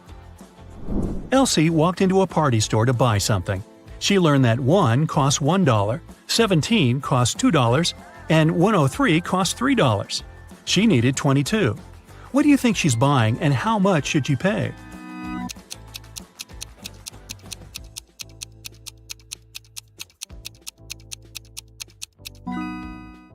She's probably buying birthday candles for a cake, so each candle costs $1. She needs 22, which is 2 candles, so she'll have to spend $2. Hey, how about some tricky riddles that will put your brain to work? Ready? How fast can you solve this one? Grace has 7 sons, and each of them has a sister. How many children does Grace have in total?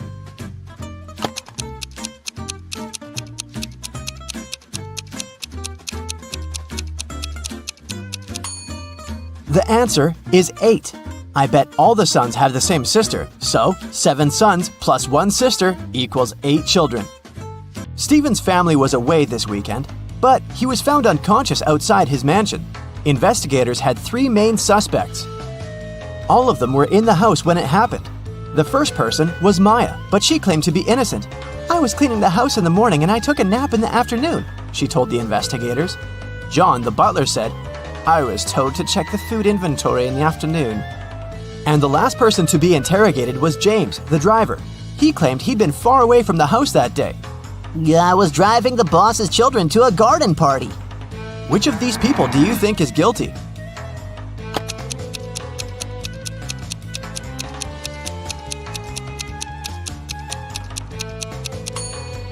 It was James. All family members were away that weekend, so his alibi can't be true. What English word has the same pronunciation even after you take away 2 of its 3 letters?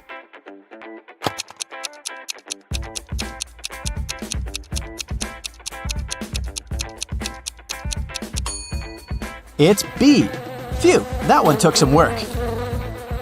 Look at these images and try to guess what's wrong.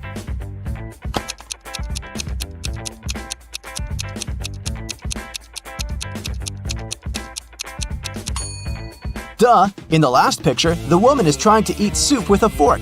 Like that would work. On a lazy Sunday afternoon, 7 friends decided to go to the mall.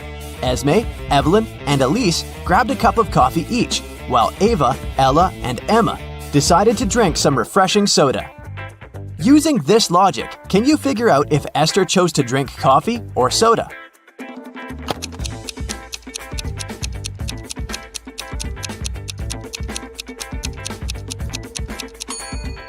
Esther is drinking coffee.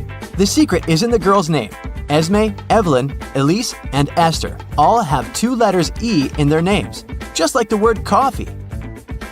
There were 4 pairs in the basket and 4 people in the room. Each person took 1 pair. In the end, there was still 1 pair left in the basket. How is that possible?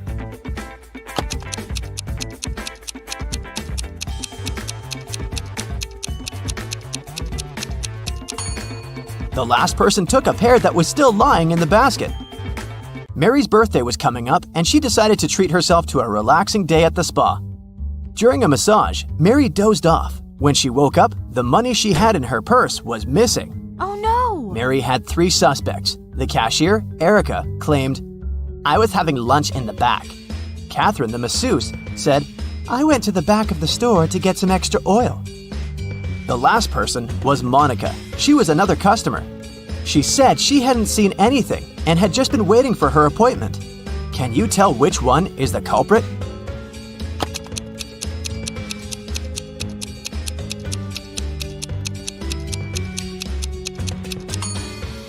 The thief is Catherine.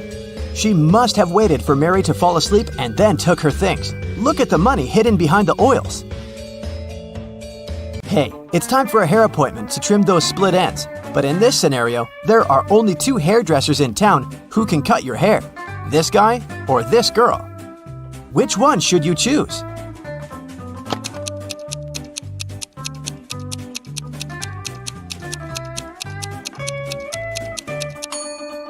The girl, of course. If there are only 2 hairdressers in town, that means they cut each other's hair.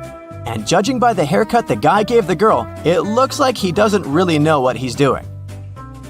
If a rooster lays an egg on top of this cabin, in which direction will it roll?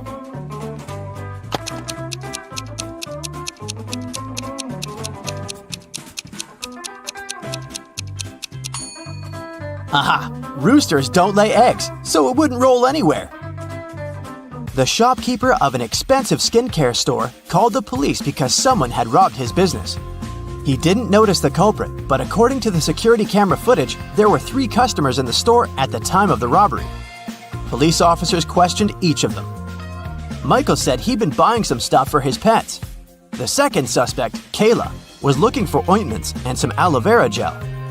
The last person, Rachel, told the interrogators she'd been busy looking for lotions. Can you tell who's lying?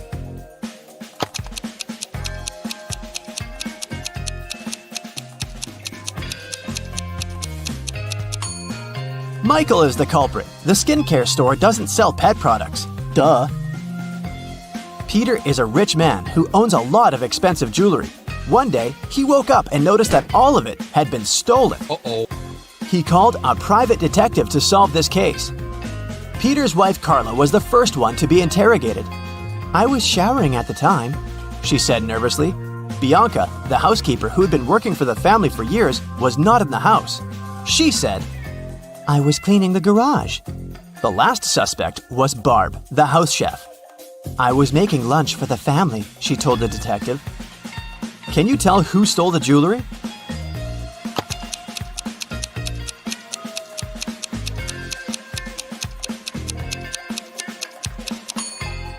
It was Barb, of course. She claimed she was cooking lunch, but the crime happened at night. A man lives on the 80th floor of a high-rise building. On rainy days, he takes the elevator all the way up. But on sunny days, he only takes the elevator halfway to his floor. And then, he takes the stairs the rest of the way. Why does he do this?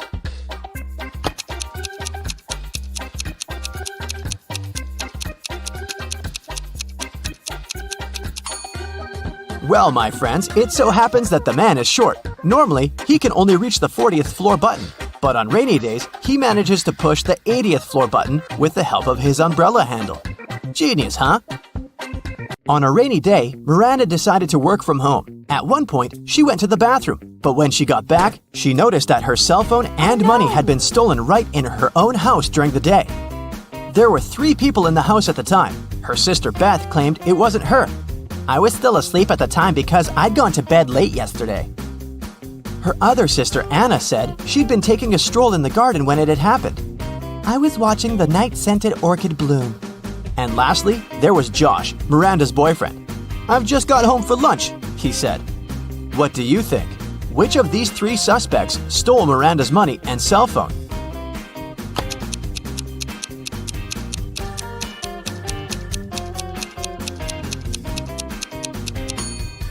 Anna is the culprit, of course. Night-scented orchids only bloom at night, so she probably sneaked in and grabbed Miranda's things while the girl was away. A farmer rode into the village on Monday. He stayed in the village for 4 days and rode out on Monday. How is that possible?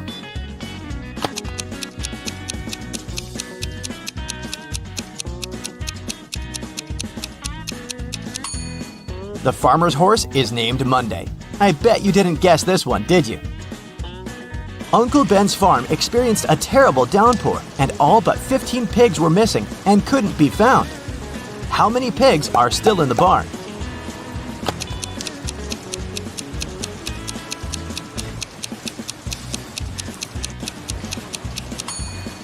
If you said 15, you got it right.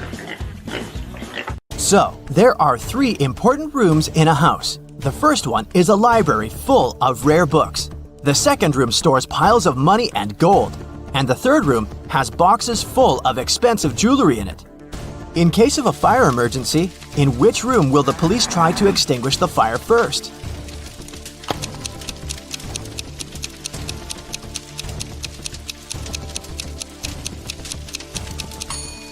The correct answer is none.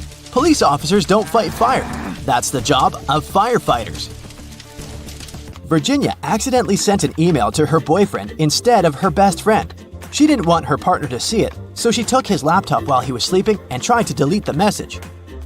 The laptop required a password to unlock.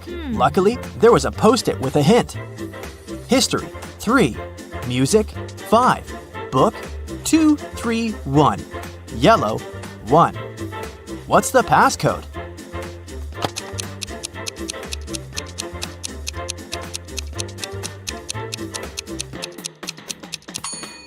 Each number indicated the letter Virginia had to select in the corresponding word. The third letter in history is S. The 5th letter in music is C.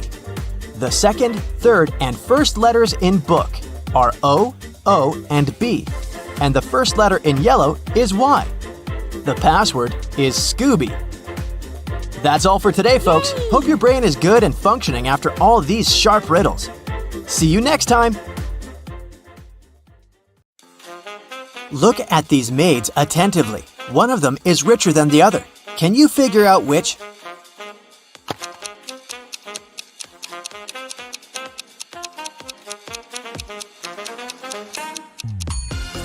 Even though the maid on the left is in a luxurious apartment, she just cleans it. But have a look at the maid on the right. She has an expensive watch on her wrist. She is definitely richer. Look at these students. Who's cheating?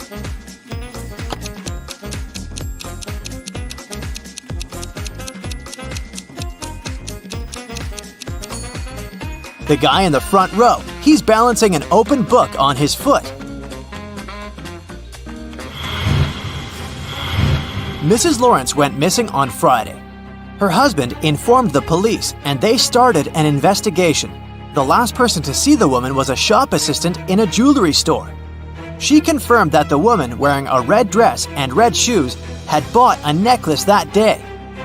On Saturday, Mrs. Lawrence called the police herself. She whispered, "I'm locked in some house. I managed to find a cell phone, but I may be discovered at any..." The call got suddenly interrupted. The police officer who had been talking to her managed to track the call, but she could only figure out the street. Look at the houses in the street and try to figure out where Mrs. Lawrence is kept.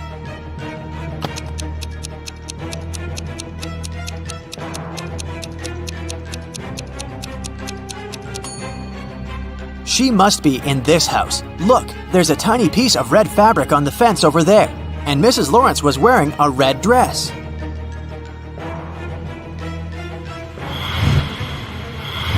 Ten witches met up for their annual coven. The head witch looked at the rest of the group and exclaimed, According to the laws of our community, we can't live among people or communicate with them. And still, one of you has broken this rule. "Look at the witches and find out who it is."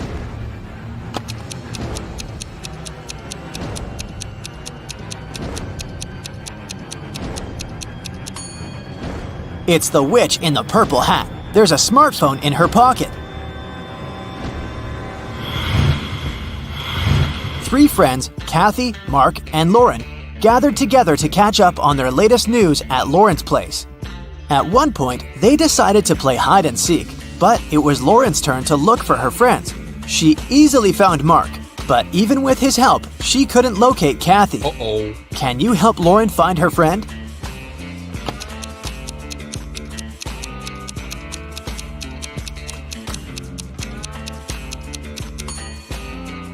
She took her task seriously. Look, she's hiding in a trash can.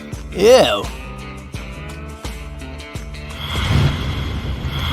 Discover the Sun was a very popular travel agency. It sold package tours to the hottest and most exotic destinations. But one day, the police found out that this company helped criminals flee the country. They also learned the exact date when it would happen the next time. On that day, several police officers arrived at the airport. They stopped a group of tourists who were flying to a Caribbean island. But the detectives didn't know the criminal's identity. That's why they had to search the baggage of all the passengers. Look at their bags and say who the criminal is.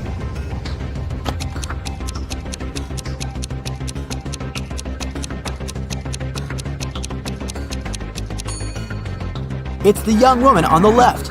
If she's going on a package tour to a hot place, why does she need a winter jacket?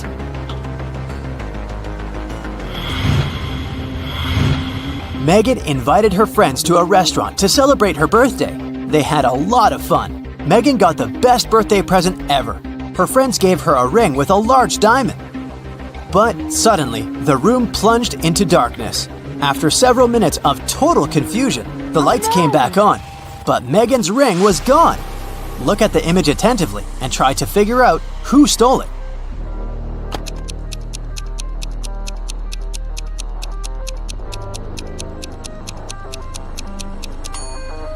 It's the waiter. Look at the glass he's holding. He put the ring inside. Now there's much more water in it. Jacob's girlfriend, Nicole, loved riddles. One day, she was on a business trip to France. She called Jacob and told him it was her relative's birthday. "Could you go and congratulate my family member, please?" When the guy asked her which relative he had to visit, Nicole answered, "It's the daughter of the only son of my grandfather." Who is this mysterious relative Jacob is asked to congratulate?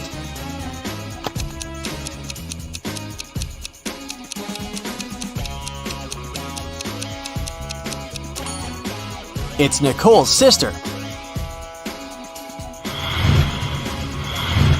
Ms. Lopez took her students to an art museum. Half an hour into the excursion, a worried museum worker came up to the professor. He told Ms. Lopez that one of the exhibits, an ancient vase, had been damaged. The culprit was most likely one of the students. Only 3 of them came close to the vase. Maria said, "After I looked at the vase, I noticed my makeup was smudged. So I went straight to the bathroom." Anthony replied, "I didn't touch the exhibit. After looking at it, I went to the next room to see dino skeletons." And Nathan said he'd been following Miss Lopez, taking notes. One of these students is lying. But who?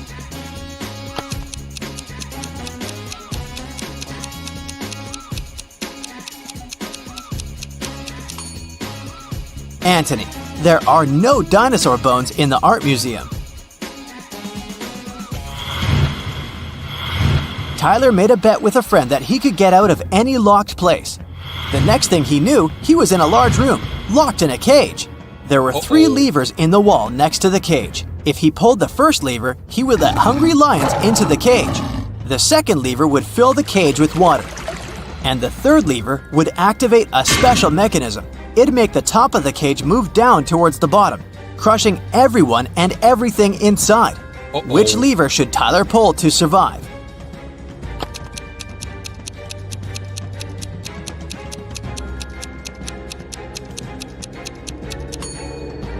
His only choice is the second lever. All the water will flow out through the bars of the cage. Matthew has only black and white socks, but he keeps them all mixed. One evening, the guy is in a hurry. He's getting ready for a date. Suddenly, the power goes out. Now it's completely dark in the room. The guy has 10 white and 10 black socks in the drawer. How many socks must he pull out of the drawer to get 2 matching ones?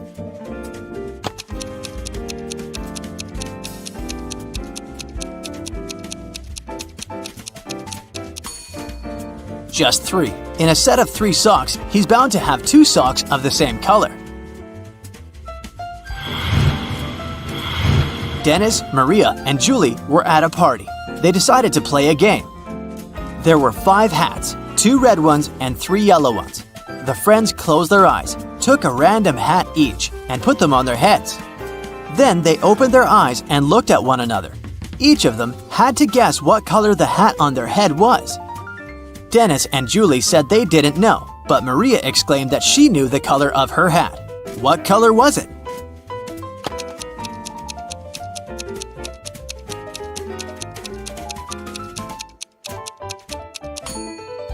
It was yellow. Maria saw that Dennis and Julie were wearing red hats, and she knew there were only 2 of those. You need to take 2 apples from your garden and bring them to your friend, but she lives on the other bank of the river. To get to her house, you have to cross a bridge. It can hold your weight and the weight of 1 apple. If you try to step on the bridge with 2 apples, it'll collapse. And the water in the river is swarming with piranhas. What can you do to bring your friend 2 apples if you can only make 1 trip?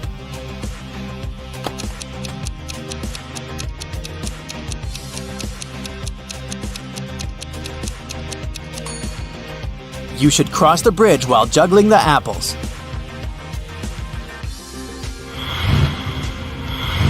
Ben woke up in a hospital. He only remembered his name and nothing else.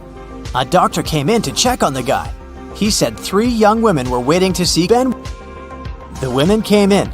Strangely, each of them claimed to be the guy's sister, but only one of them is telling the truth. Who was it?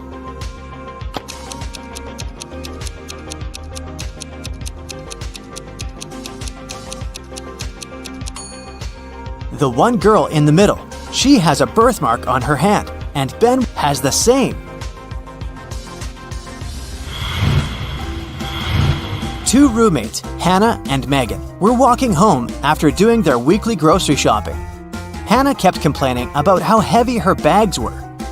Then Megan told her, "I don't understand why you're upset. If you gave me one of your bags, I would have twice more bags as you do. And if I gave you one of mine, we would have the same number of bags." How many bags were the girls carrying?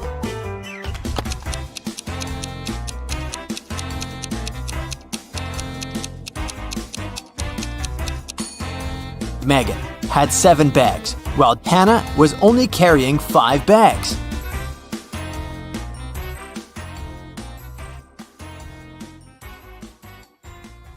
Both Harry and Terry's girlfriends went away on a business trip for the weekend.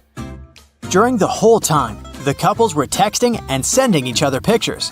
On Sunday morning, the girls asked their boyfriends to send them their selfies. Harry sent a selfie where he was smiling in the kitchen. Terry sent a selfie of himself in the bathroom. One of the girlfriends knew immediately that her boyfriend was cheating.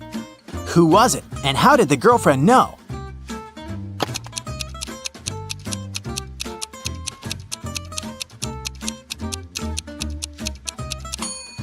It was Harry. Look at that lipstick mark on the glass on top of the kitchen counter. Becca and Tom are a couple. One of them rented a scooter from Brown Scooters and now needs to pay for the ride. A worker from the scooter company comes to charge the couple $15 that they owe. Becca and Tom start arguing over who should pay for the scooter. Becca says that Tom was the one who wrote it, so he should pay for it. But Tom says that it was Becca who wrote it and she should pay for it. Who is lying?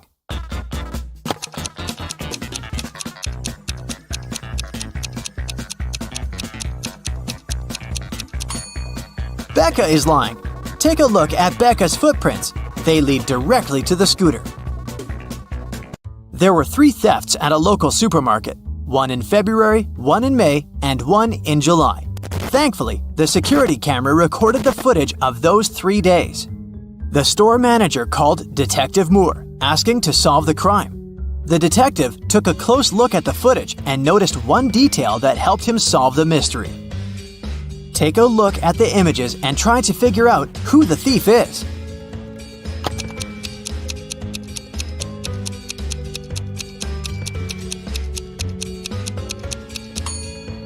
In all 3 videos, there is a pregnant lady. In the video from February, she looks about 7 months pregnant. But in the other videos from May and July, her belly looks exactly the same. This means that she is the thief. She must have been faking her pregnancy all along. Dr. O'Brien invented the time machine and traveled all the way back to prehistoric times. Take a look at this picture and see if you can spot Dr. O'Brien amongst other prehistoric people carrying out their activities.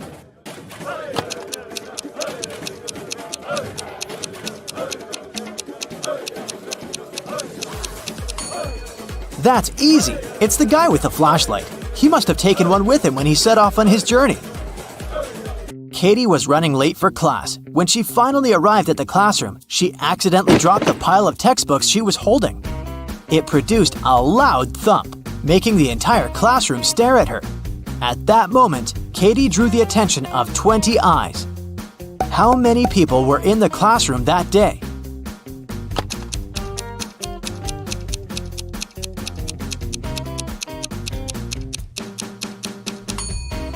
There were 11 people. 10 people have a pair of eyes each, right? Add Katie to the equation. That makes a total of 11 people in the room. Police officer Dave received a call late at night. A famous chemist went missing from his lab. After searching the lab thoroughly, Dave found a note with ransom numbers scribbled on it. The note read 26 3 58, 28 27 57 16. Based on the note, Dave managed to find the scientist and arrest the criminals who had taken him. What was written in the encrypted note, and how did Dave understand it?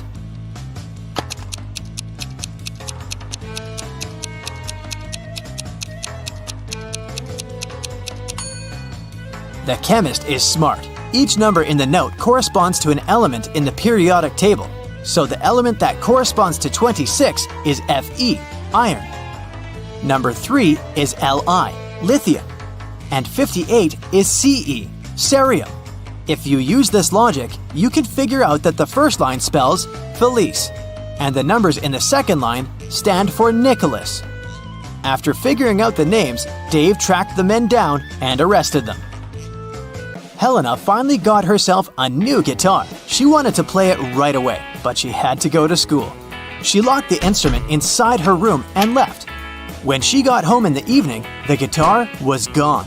She knew it must have been one of her family members, as they always played pranks on one another. So she questioned each one of them. Helena's mother said she hadn't even seen the guitar the girl had bought. Her dad said that he had seen it when he passed by Helena's room, but he swore he hadn't done anything to it. Helena's brother said he hadn't gone upstairs the whole day, so he hadn't seen the guitar either. Helena solved the mystery instantly. Can you figure it out?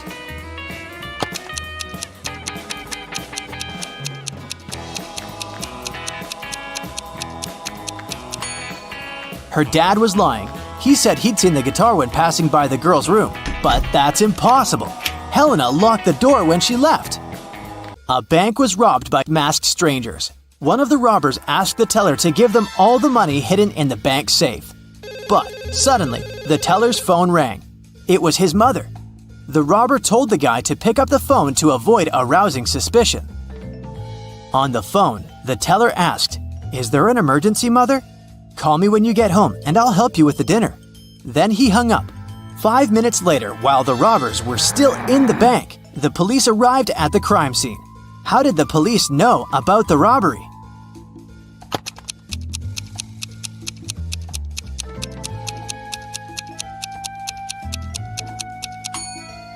The teller was smart. While he was speaking on the phone with his mother, he pressed the mute button while he was saying some of the words. So what his mother heard on the other end of the line was, "Emergency, mother, call help."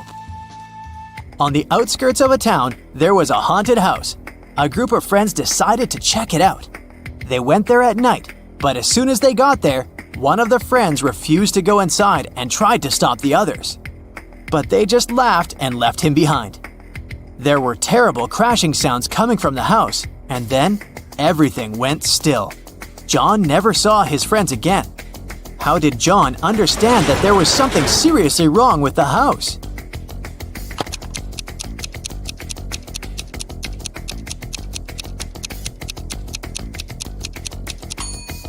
John was very attentive. He noticed that there was lots of footprints leading towards the house, but none going away. A famous hotel has 7 floors. 5 people are staying on the first floor. 8 people are staying on the second floor. 11 people are staying on the third floor, and so on. Each next floor has 3 more people living there than the previous one. Which floor calls the elevator most often?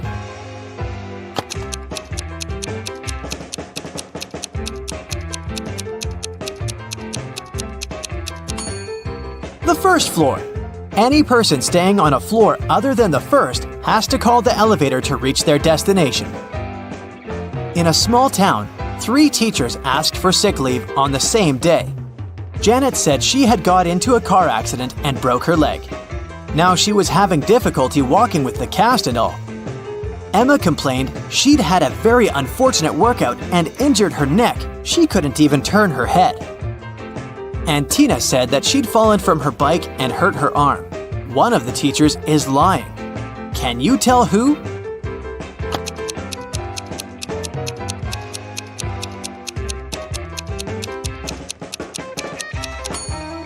It's Janet. She claims she's having difficulty walking with the cast, but she doesn't even have crutches. You wake up and find yourself trapped in a room with 4 doors in front of you. You hear a monster coming, so you check the door quickly. The leftmost door has a sign on it saying, "Take the door on the right to break free." The second door also has a sign saying, "It's the right door." The third door has a sign, "Freedom is just right in front of you." And the last door has a sign saying, "Don't trust the signs." Which door should you choose?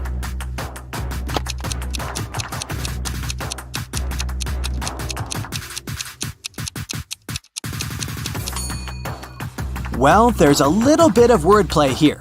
Let's see why. The first door says to take the door on the right. The second one says it's the right door. Not the correct door, but the door on the right. The third door says freedom is just right in front of you. That just doesn't make any sense, does it? You can interpret this statement as pointing at the door just on your right. Well, that's it. It's the last door. It does tell you not to trust the other signs, but it doesn't tell you that they're false, does it? A notorious bank robber came to the city, and huge sums of money started to disappear from the vaults of the city's banks. No one could stop the criminal.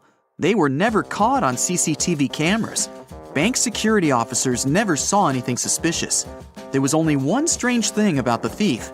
They always left behind a slip of paper with a tooth, spider, and a lizard drawn on it. Was it some code? But several months later, the police managed to arrest 3 suspects. They were Mr. Pantafent, Ms. Toothspard, and Mr. Superhero. Yep, some people do have bizarre last names. Who is the infamous bank robber?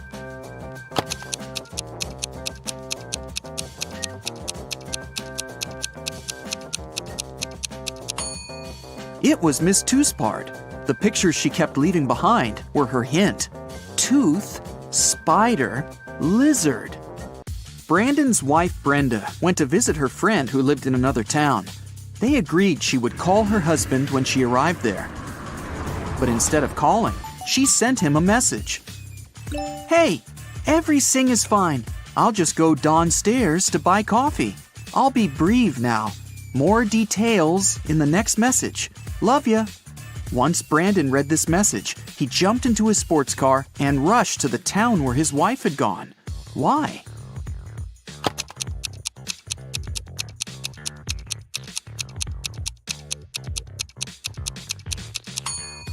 Brenda isn't simply terrible at spelling. The typing errors make up the word save. Someone stole extremely important documents from Mr. Larson's office. 1 week later, the police arrested the criminal. It was a woman called Emily. She was being questioned for 3 days straight, but still refused to tell the police where the folder with the documents was. Then, several officers visited her apartment. At first sight, nothing was out of the ordinary. But after careful inspection, they figured out where the documents were. Can you do the same?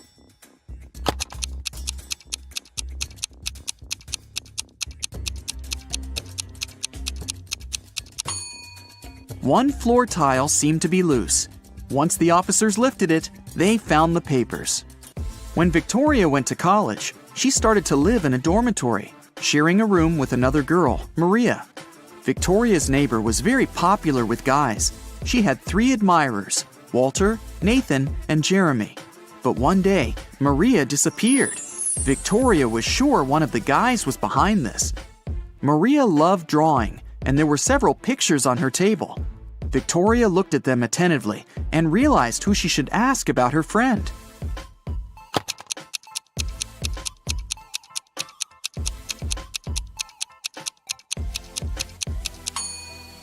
Jeremy must know something. Look at the pictures. A jacket, yo-yo, mouse, earth, rocket, and elephant. The first letters of these objects make up his name. Look at this poor guy. He seems to be stuck in the middle of a natural disaster. Which one should he choose to survive? A tornado, flood, or lightning strike?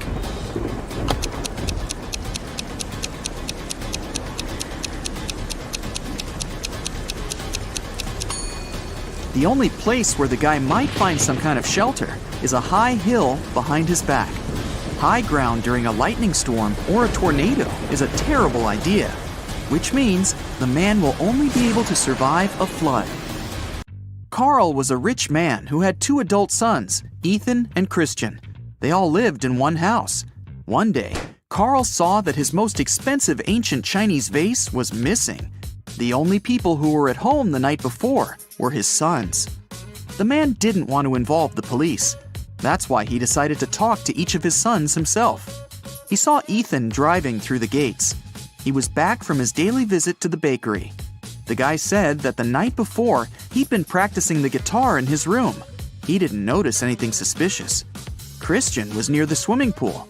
He told his father, "Now I understand. Yesterday I saw Ethan. He was putting some box in the back seat of his car. It must have been the vase." But Carl immediately realized it was Christian who had taken the vase. How did he figure it out?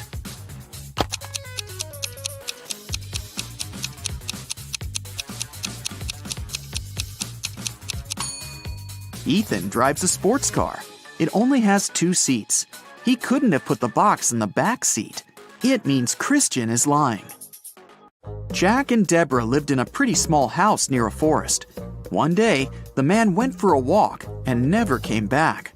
Deborah called the police, and they went to search for her husband. Soon they spotted him.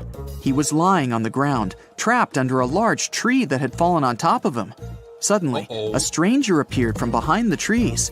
He exclaimed, "How terrible! But it's not a surprise, really. The wind was so strong this morning, it must have knocked down this tree." The police officers immediately arrested the man. Why?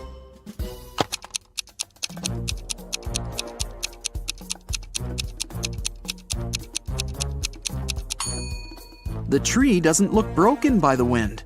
It looks as if someone cut it down. It was an unusually snowy winter. Detective Adam Davis was walking home from his office when he saw a young woman. She was carrying 2 large bags. For some reason, the girl seemed suspicious to the detective. He came up to her, showed her his badge, and asked what she had in her bags. "Oh, I'm going on vacation. That's just some stuff I'll need there." And still, Adam called for backup and arrested her. Why?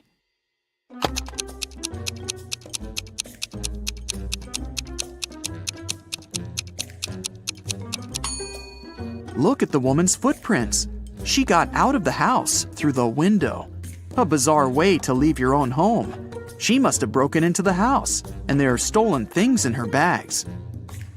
A man was walking along a railroad track. Suddenly, he saw a train speeding toward him. But instead of getting away from the track immediately, the man started to run in the direction of the approaching train. When the train was very close, he finally jumped off the track. Why did he do this?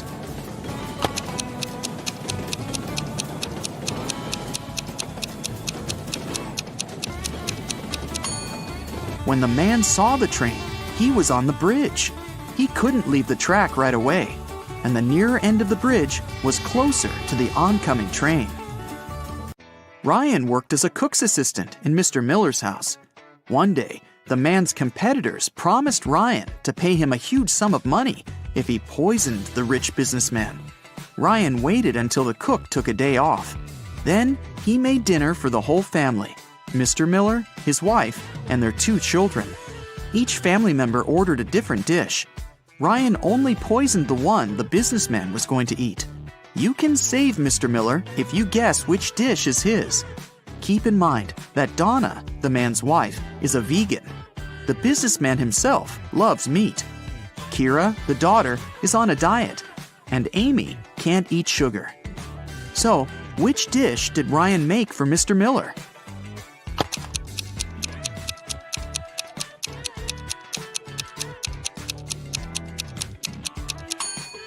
It's spaghetti with meat sauce. Congrats, you saved Mr. Miller. 4 girls were driving to a party. At some point, the one who was behind the wheel failed to control the car and crashed into a tree. Luckily, everyone in the car was wearing seatbelts, so no one was hurt. But when the police arrived, none of the girls wanted to admit she was the one who was driving. The officers examined the car and looked around, and in no time, they knew which girl was lying. Can you figure it out?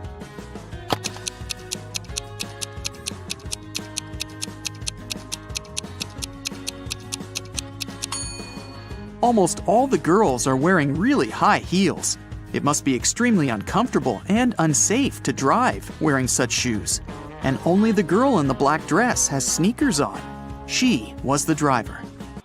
A math teacher told his students about Roman numerals. After that, he asked them to draw one line and turn 9 into 6. His only condition was that the students couldn't lift their pens from the paper until the line was finished. Mark was the first one to complete this task. How did he do it?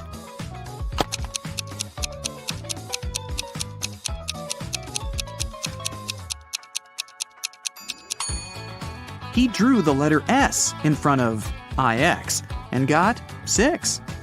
Jeffrey was brought up by his grandfather, who was a billionaire.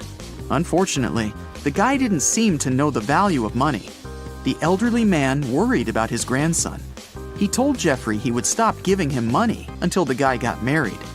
It meant that Jeffrey had to forget about his fun life. No more fast cars, parties, and clubs. Luckily, it didn't take the guy long to find a girlfriend. They met on a dating site. Amanda seemed to be everything Jeffrey had been dreaming about. Smart, pretty, funny, and rich. The guy was about to propose to her when something happened. One day, Amanda sent him a photo. In this photo, she was standing next to a luxurious car. The message she sent afterward read, "How do you like my new toy?" That's when Jeffrey realized Amanda had been lying to him all this time. How did he figure it out?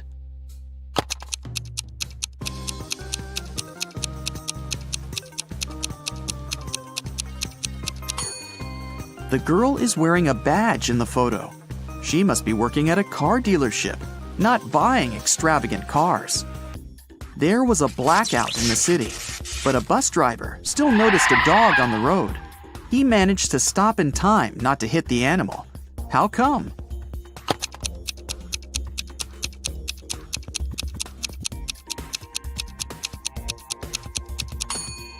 This near miss happened during the day. They have no feathers, no scales, no body, and no bones. And yet, they have fingers and thumbs of their own. What are they?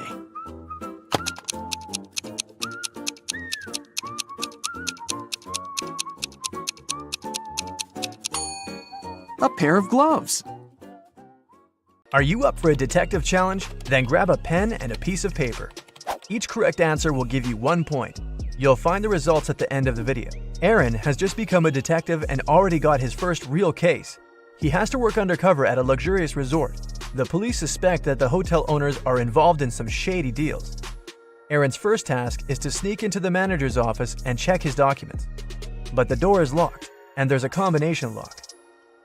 Aaron has to figure out the password. The young detective knows he needs to solve a math riddle, and the answer will be the code. 1 + 1 + 1 + 1 + 1, 1 + 1 + 1 + 1 + 1, 1 + 1 times 0 + 1 equals... As soon as he punches in the code, the door opens. What is the correct number?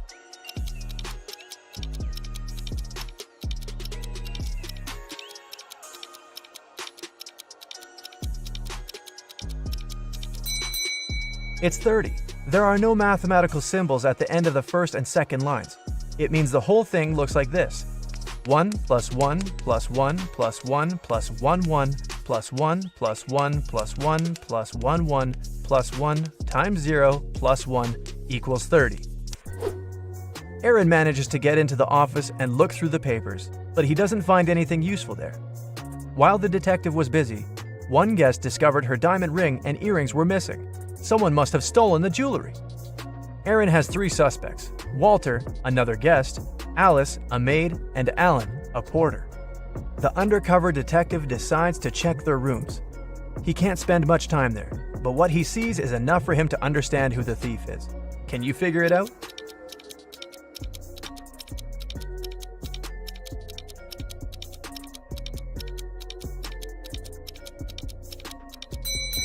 It's Alice. There's already a packed suitcase in her room. She's about to run away with the stolen jewelry. Another day, another problem. This time, someone pushed elderly Mrs. Stevenson into the swimming pool when there was no one around. But this someone didn't know the lady was once the best swimmer of her university, and she never stopped practicing. And it wasn't difficult for her to cross the swimming pool and get out of it at the other side. Aaron asked the lady if she had seen the attacker. She didn't, but she was sure it was someone who knew she'd just received a huge inheritance. The detective needed to talk to 3 people. There were Mrs. Stevenson's son, Terry, her granddaughter, Gloria, and her niece, Judy. Terry said, "These days I've been very busy.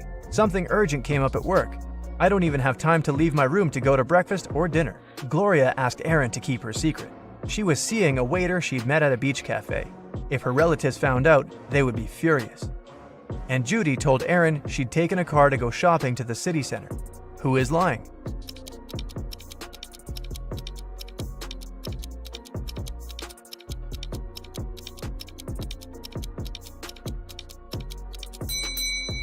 Terry.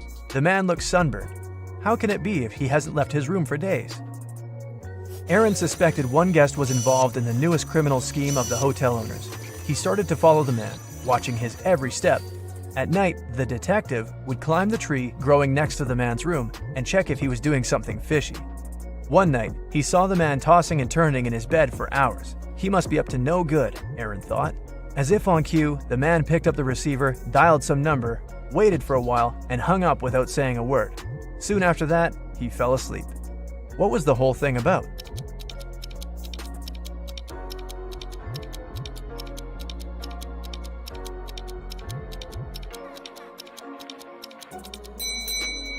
Someone was snoring loudly in the room next to his, but the phone ringing woke up the person who was snoring, and the man finally managed to fall asleep.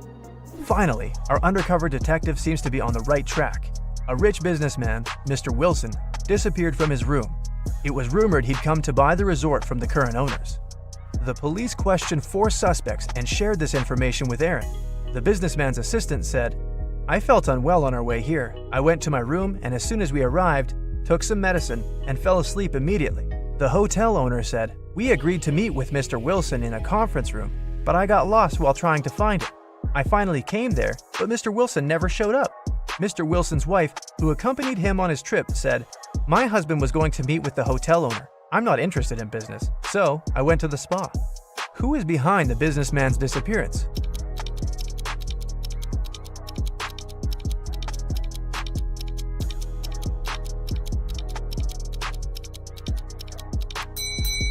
The hotel owner. How could he get lost in his own hotel? Ethan put a coin into an empty bottle and plugged it tightly with a cork.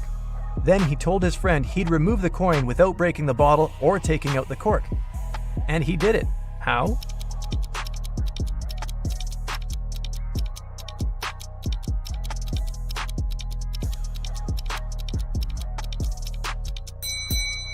Ethan pushed the cork into the bottle and shook it to make the coin fall out.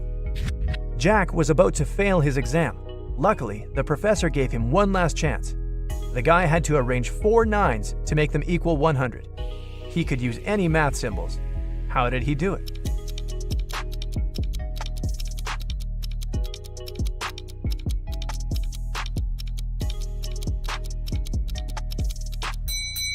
Jack figured out the correct answer pretty fast.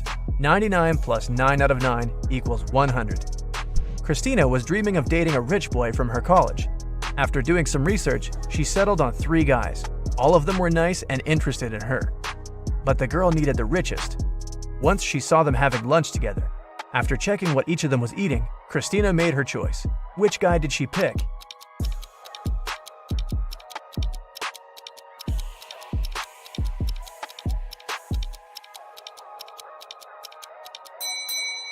The guy who's eating seafood and avocado.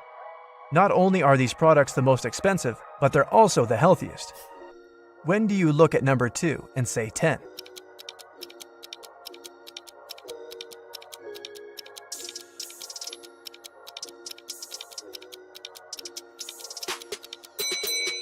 It happens when you look at your wristwatch. You're given 8 eggs. You need to break 2, cook 2, and eat 2. How many eggs will you have in the end?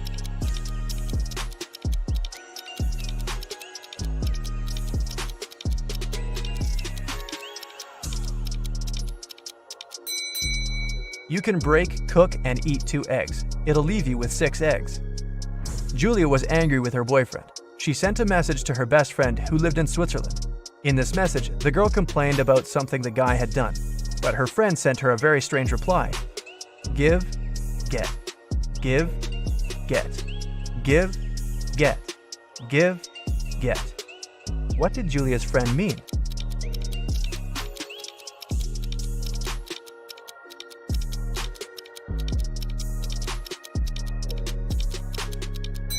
She wanted to say that Julia should forgive and forget. You're walking through the forest. Suddenly, you see a crossroad and a man standing there. One road leads to the village where criminals live, and the other to a safe place. You don't know whether you could trust this person. You can ask him one question. If the man is a criminal, he'll lie. If he's from the safe place, he'll tell you the truth. Which question should you ask?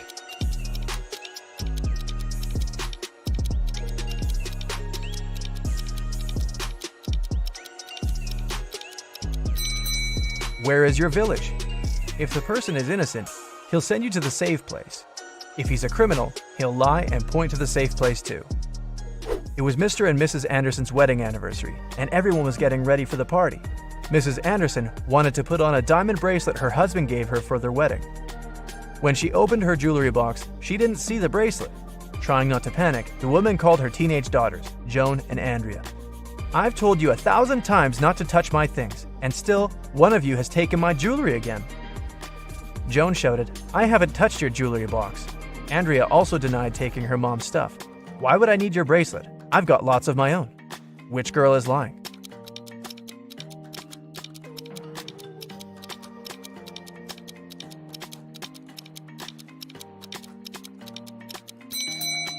It was Andrea who took the earrings. Mrs. Anderson didn't specify which piece of jewelry was missing.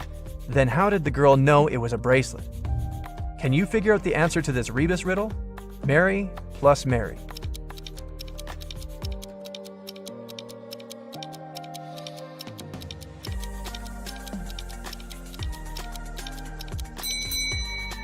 The answer is summary. 1 out of 9 identical balls is heavier than the others. How can you figure out which one it is after only 2 weighings?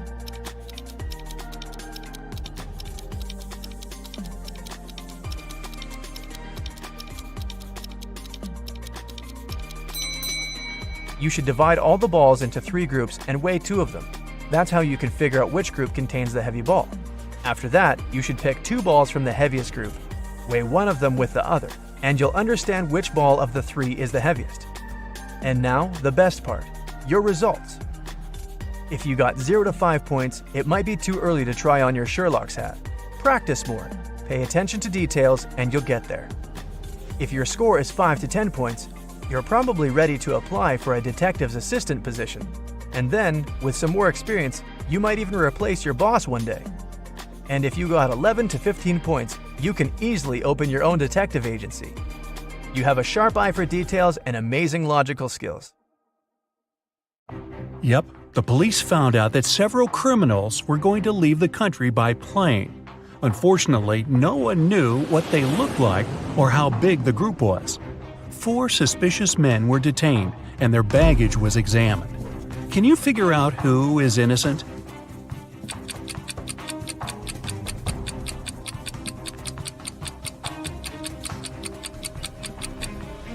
Why would a bald man need a shampoo?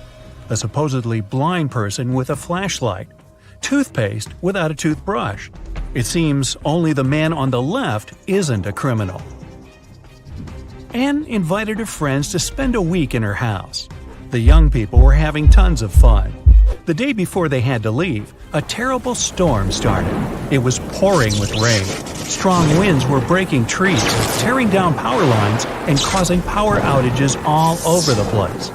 The next morning, the weather was better, but Anne discovered that her favorite ring with a diamond her granny had left her many years ago was missing. She asked all her friends to come to the living room. "I can't find one thing that's very important to me. Can you tell me what you were doing yesterday?" Megan answered she spent most of the whole day in her room reading. Walter said, "I was practicing my electric guitar in the garage." Marie told Anne she didn't even know what the ring looked like. Anne knew right away who the thief was. Can you figure it out too?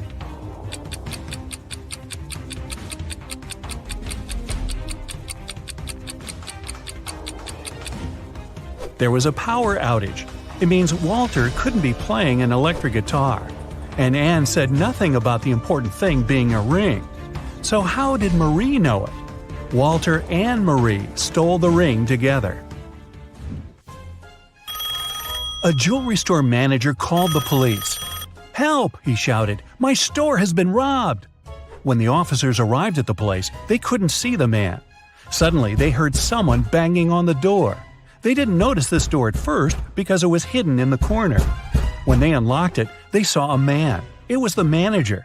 "Someone locked me in here. It must be one of the shop assistants."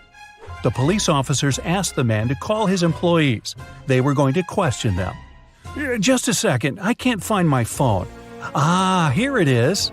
The manager didn't even start to dial the number before the officers arrested him. Why?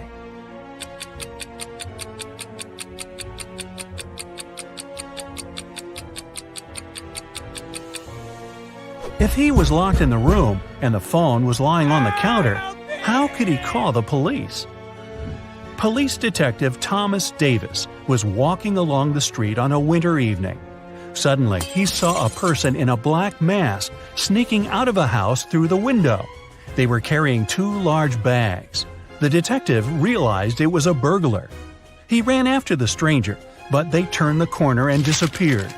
Thomas understood the criminal had hidden in one of these houses. But which one?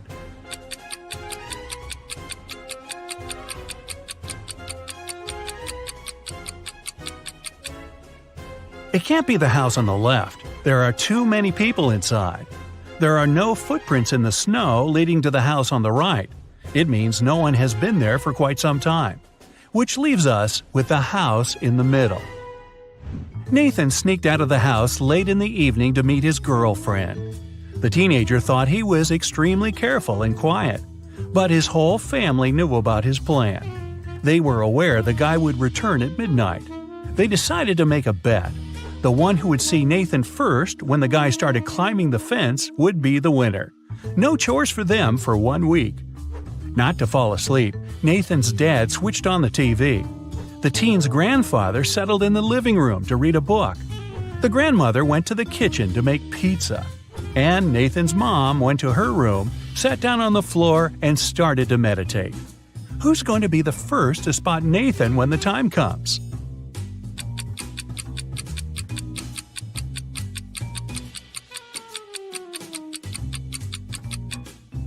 Nathan's mom. Her eyes will be used to the darkness, and she will see better than the others. A family with 2 teenage children went on vacation to the seaside. They lived in a small bungalow almost right on the beach. Everything was great at first, but 2 days after their arrival, the younger son went missing. The police had 4 suspects. They invited the guy's family to look at them. Maybe they could recognize someone. The teenager's mother didn't need more than a glance before she knew who was behind her son's disappearance. Who was it?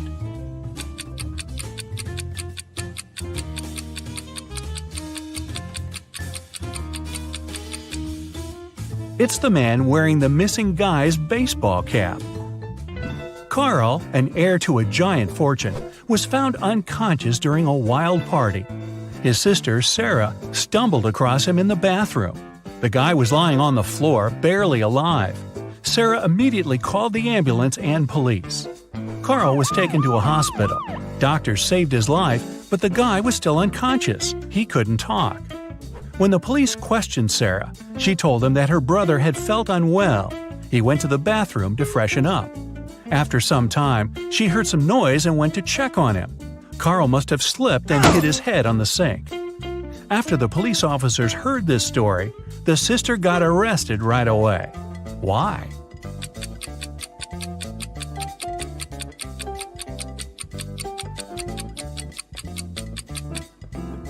For one thing, it happened during a loud party. How could the girl hear any suspicious noise? Carl was also lying too far away from the sink, which was on the other side of the bathroom. Boy, with a sister like that. Look at this picture and try to figure out who is from the future.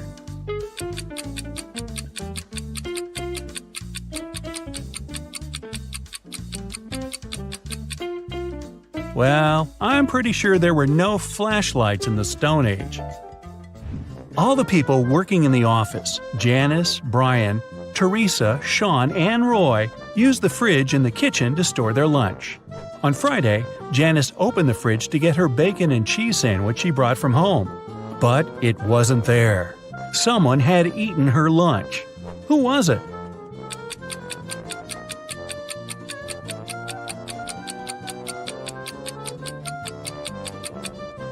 Well, it couldn't be Brian. There's a wet umbrella near his desk.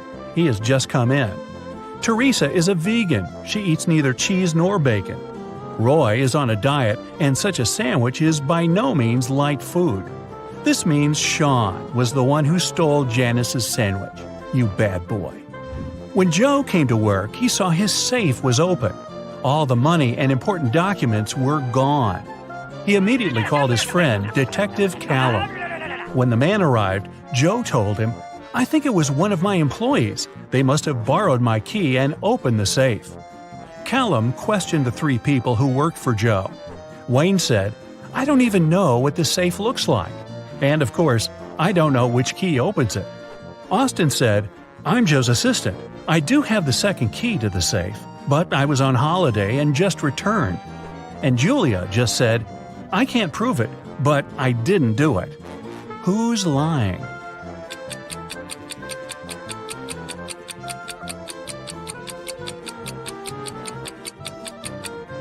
Wayne. No one told him the safe could be opened with a key, not a combination lock. Then, how did he know? Someone stole several expensive t-shirts in a designer clothing store. The manager told the security guard he had half an hour to find the thief. "If you don't make it in time, you'll be fired." The guard rushed to watch the CCTV footage. Luckily, he managed to figure out who the thief was before his time ran out. And do you know who it was?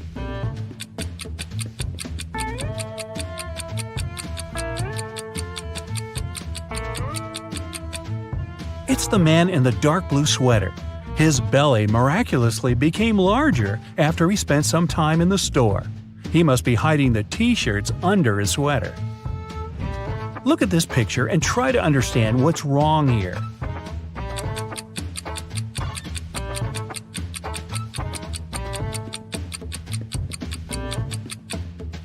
The reflection in the mirror is all wrong. Terry was sailing around the world when his yacht got caught in a terrible storm. At one moment, the guy hit his head against the mast and lost consciousness. When he came around, he was on a beach. Unfriendly-looking locals had gathered around. Soon, Terry figured out they really didn't like strangers. They offered the guy three options: to send him to a cave filled with tarantulas, throw him into a pit swarming with yellow scorpions, or make him meet hungry lions. What should Terry choose to survive?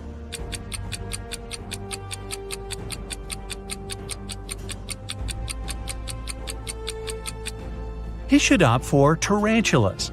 These creatures look terrifying, but they are mostly harmless to humans. Mostly. Captain Jack was a feared pirate who had robbed thousands of ships. He did it with the help of just one small trick. It allowed him to approach any ship from any country close enough to board it. What was this trick?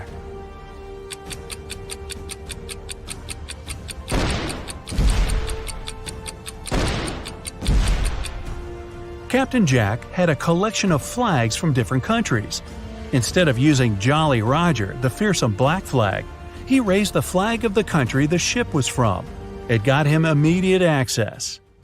In what situation do you have more chances to survive? If you're falling from a 10-story building, or if you come across several scary snakes that look unfriendly?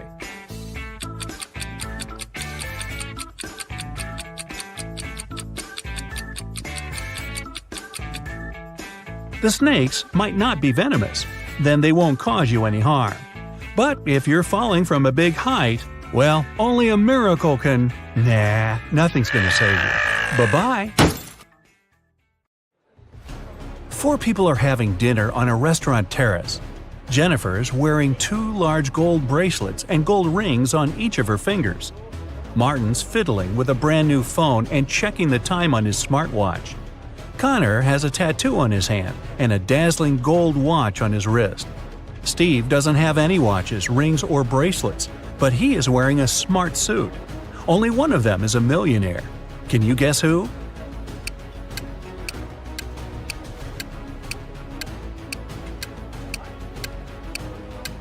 It's Steve.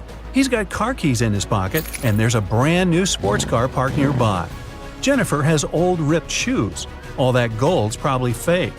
Martin's phone is a knockoff, and Connor has old ripped shoes, just like Jennifer. Mark's teacher is great, but he's also kinda weird. He never lets Mark go home without solving some of his tricky riddles. Here's the first one. How many apples are there on a maple tree if apples grow 5 on a branch and there are 8 branches on the tree?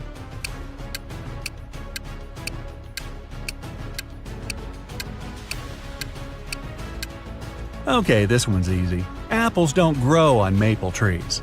This next one's going to be harder. Get ready, said the teacher.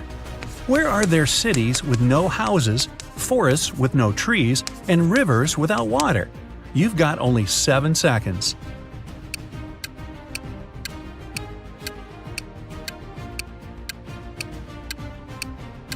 Yeah, this one's easy too. On a map. Right, said the teacher. One more and I'll let you go. Who's the person everyone takes their hat off in front of? Mark knew the answer immediately, probably because he's a huge fan of Brightside Riddles. Can you guess it?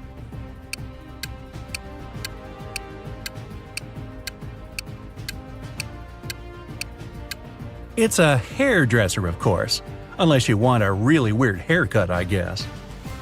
Poor Fanny lived with her stepmother and 3 wicked stepsisters. Her dream was to go to her favorite influencer's New Year's party, but her stepmother, Ruth, was pretty mean. She said Fanny could go only if she did everything Ruth asked. Ruth asked Fanny to bring her some water, but only gave her a colander to carry it in. How's Fanny gonna do it?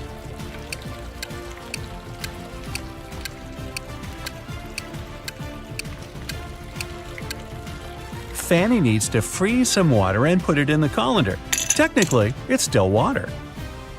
Time to choose the perfect dress.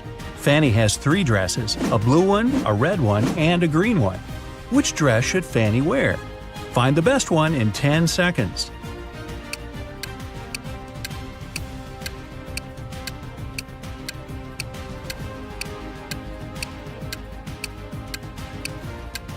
Fanny should wear the red dress. That button on the blue dress is about to come off, and one of her stepsisters spilled paint on the green one. Which sister put paint on her dress? All 3 stepsisters are pretty mean. Time to investigate. Fanny snuck into their bedroom. 3 beds for 3 sisters. Bella, the oldest one, Stella, the middle sister, and Ella, the youngest one. Fanny only has a few seconds. Help her out. Can you figure out who ruined her dress?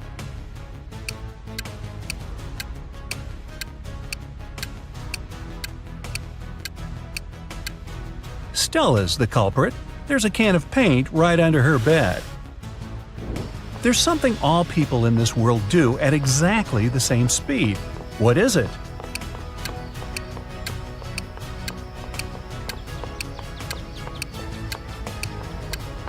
Aha! They get older.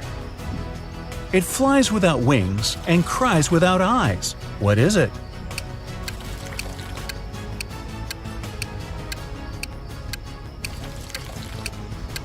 It's a cloud. What can you see with your eyes closed?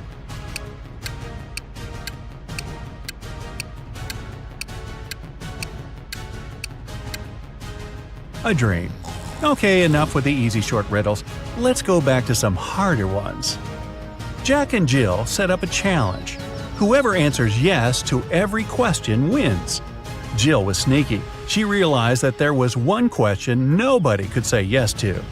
What question is that?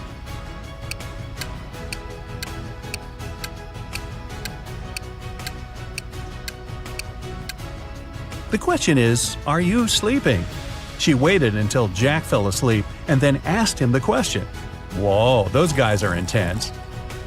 Emily and Mary are putting on their makeup, getting ready for a night out. They have really similar tastes. Their phones look the same, so do their lipsticks, clothes. So which one of them has the more expensive stuff?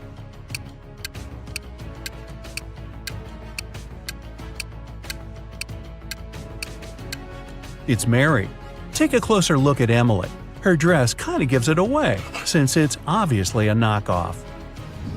When Mike was 25 years old, he tied a ribbon on a cherry tree in his grandfather's garden. 10 years later, he returned to see how much higher the ribbon was. If the tree grew by an inch each year, how much higher would the ribbon be?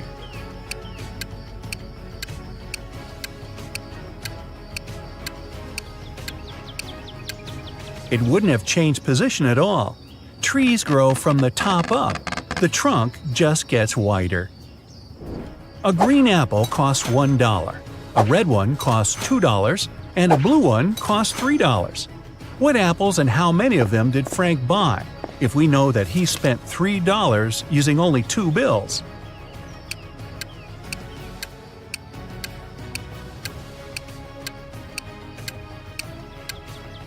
Frank bought a green and a red one. He paid $1 bill for the green one and a $2 bill for the red one. Yeah, he could have grabbed the blue one and given the same 2 bills, but blue apples don't exist. Gotcha. 2 houses are on fire. One of them belongs to Jack. He's an accountant.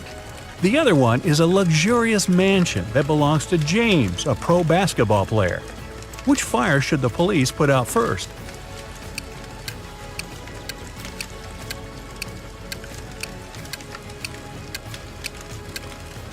Police don't put out fires. That's the fire department's job. 2 people came up to a large river. There was only one boat, and it was pretty old and shabby. The boat can carry only one person at a time, but both people got across the river. How come?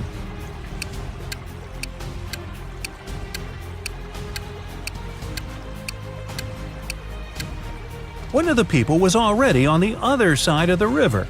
Only one person needed a boat. 3 friends fell asleep under a tree in the countryside.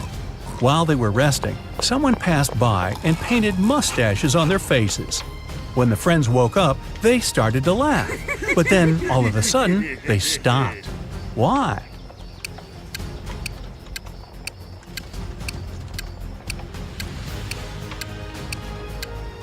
At first, they saw the mustaches on their friends' faces and found it funny. But then, they realized their friends were laughing too. They had mustaches on their faces as well. Alice was walking through a dark forest. Suddenly, she saw an old cabin. Hey, wonder if a witch lives in there. She wanted to try her luck and snoop around, but the door was locked. On the gate, though, was a note with a secret code. Well, can you crack this code?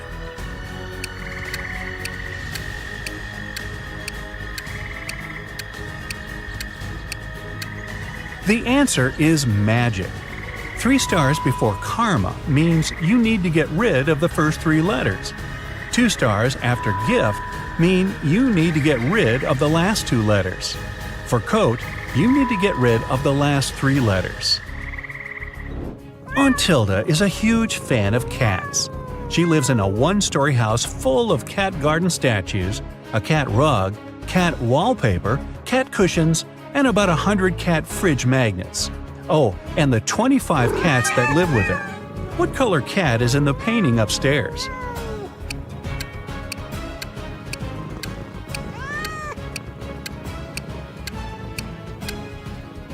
She lives in a 1-story house. There aren't any cat paintings upstairs. Ashton loves taking and making bets. Every time he meets his friends, he has a new one. Last Friday, he suggested a challenge. He said he could place a bottle in the middle of a room and easily crawl into it. This time, Ashton's friends were sure they'd win. It seemed impossible. Still, Ashton won the bet. Again. How did he do it?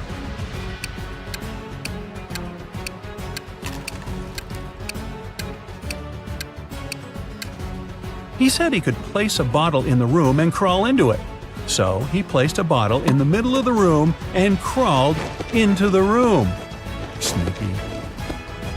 You have 2 ropes. If you burn each side of the rope, it will burn for 60 minutes. How can you measure 45 minutes if you have these 2 ropes and a box of matches?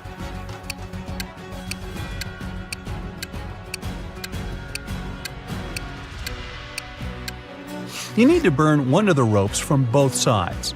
At the same time, you set fire on the second rope too, but from one side only.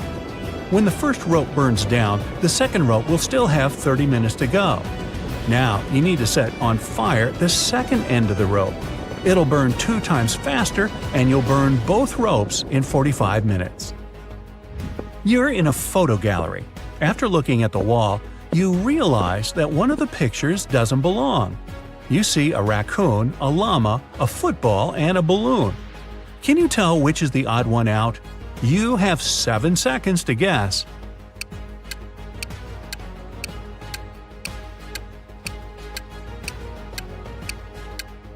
It's the llama. The other 3 objects have 2 double letters in their names, but the llama only has 1. Gabrielle cooked a lovely dinner for her friends. When everybody was at the table, she suddenly realized one of them didn't like the meal. Who was it?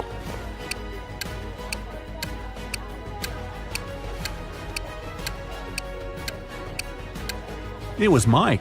He secretly shared it with Gabrielle's dog. 3 plus 3 equals 8. Move just 2 matches to make this equation correct. You've only got 10 seconds.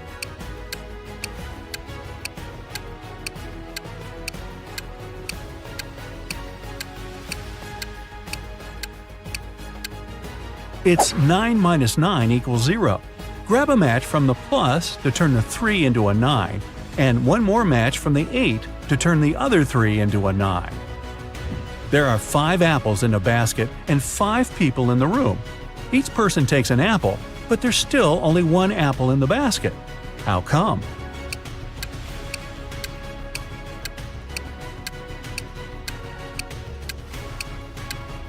The last person took both an apple and the basket. So there. Detective James Anderson stopped the man who was leaving a clothing store. The sales assistant claims you've stolen some expensive gloves. These are my gloves. I've had them for ages. But the detective immediately understood the man was lying. How?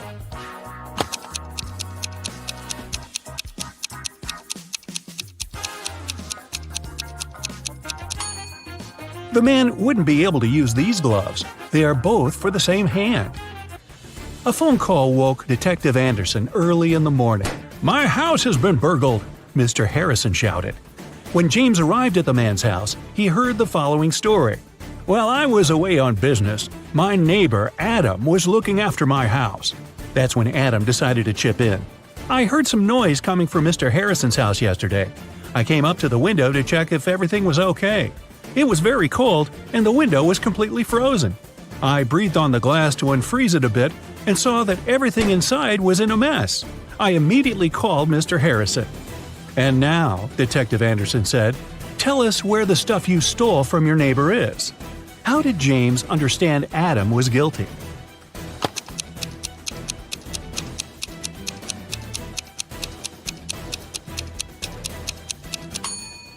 Windows freeze from the inside, not outside. A rich man's wife disappeared from the hotel where she was staying. Detective Anderson had to inform and question her husband. He found the man on his own island. "I've been here for the last 2 months. I asked my family and staff not to come and distract me. I'm writing a book. And over the past several weeks, I've been working from early morning to late evening. I haven't even left this cabin." Anderson immediately understood the man was lying. How?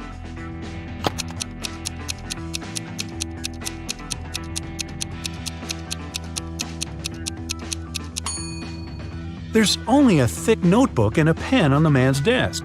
If he had been writing as much as he claimed, the ink would have finished long ago. Mr. Dillon sold beautiful rare vases. There were dozens of them on the shelves of his store.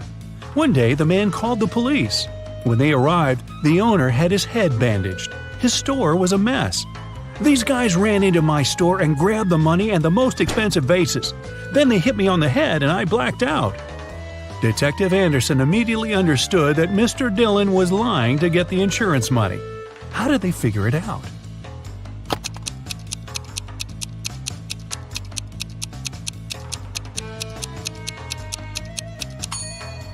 Even though most of the vases are on the floor, they aren't even cracked. But if the vases had fallen down from the shelves during the robbery, they would have been shattered. Janet called the police. I was crossing the road when a car almost ran me down. I fell down and hit my head. When the police officers arrived at the place of the accident, Janet showed them the car that, as she thought, had almost hit her. The driver arrived at that moment. He denied doing it. Detective Anderson asked Janet to calm down. It really wasn't the car they needed to look for. How did he understand it?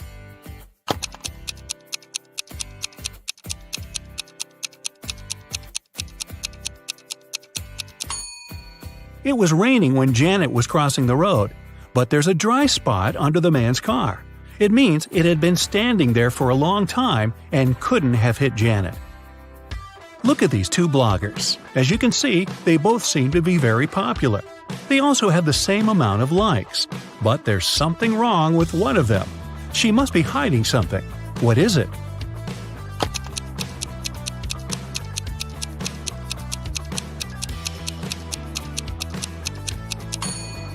The girl on the right is probably trying to save money at the moment.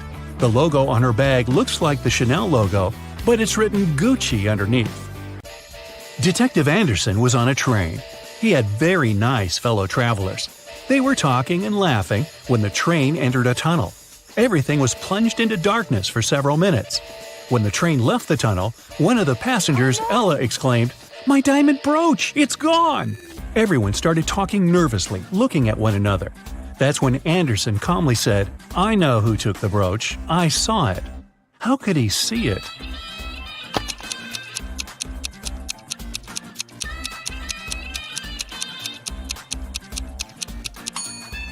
One of the travelers had a watch with luminous hands, and when this guy moved his hand to take the brooch, James noticed it.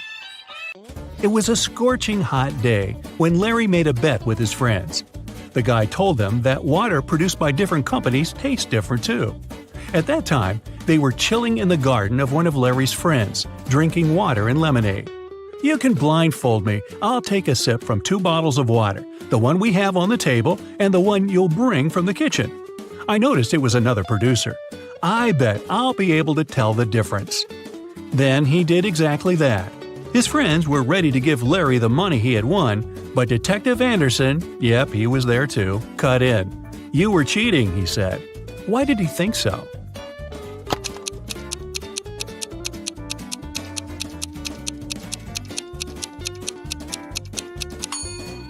It was an extremely hot day. No wonder the water that had been outside for several hours was much warmer than the water brought from the kitchen. Rachel called the police early in the morning. When they arrived, she told the officers her story. "I work in a museum. Yesterday I took home several ancient books. I wanted to do some research. But then a blackout happened. I lit a couple of candles and continued my work. Suddenly I heard the doorbell ring. When I opened the door, someone in a black mask hit me on the head. When I came to my senses, the books were gone." Detective Anderson arrested the woman for misreporting. Why?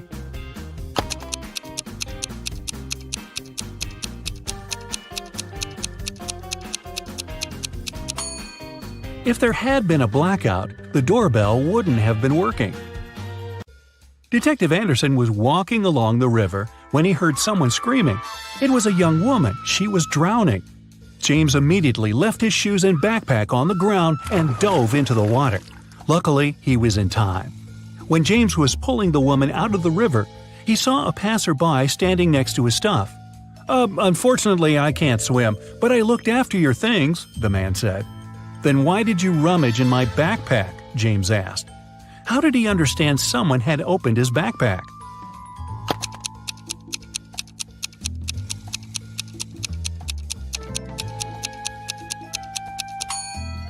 When he dropped the bag on the ground, the zipper was on the left side, but now it's on the right.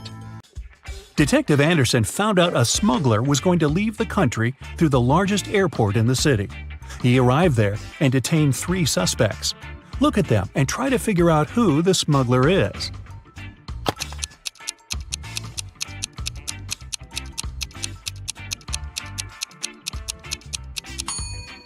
It's the 3rd passenger. His suitcase is full of totally random stuff. Women's shoes, some rugs, old dirty jeans, a wig. Plus, when closed, the suitcase looks much larger than when it's open. Detective Anderson's friend, Jose, hurt his knee while playing frisbee. The doctor let the guy stay at home, but by no means was he allowed to get up from his bed. Anderson was also there, and he promised the doctor to look after his friend. But at some point, he had to go away for several hours. He asked his sister Sarah to take care of Jose. When James returned, Sarah told him Jose had followed the instructions and had been sleeping for the whole day. But when Anderson entered his friend's room, he immediately realized the man had gotten up. How did he understand this?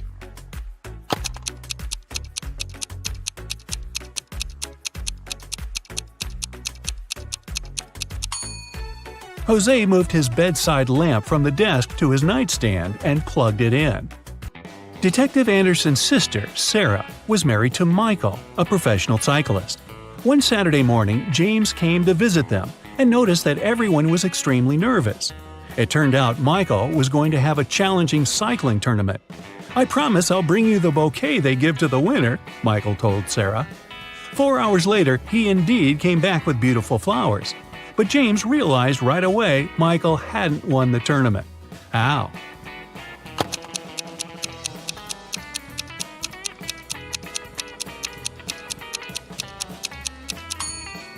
The flowers are actually from Sarah's garden. Detective Anderson was driving along a dangerous mountain road. Suddenly, he hit the brakes. He saw a man sitting on the side of the road crying. It turned out the man didn't manage to control his car. It fell off the road, and the man got thrown out of the window. Right now, his very expensive vehicle was beyond repair. "Could you be my witness when I prepare the documents for my insurance company?" James agreed, but asked the man to show him what was inside the car. The man took the key out of his pocket and unlocked the damaged vehicle. "I won't take part in this fraud," Detective Anderson said. Why did he think the man was lying?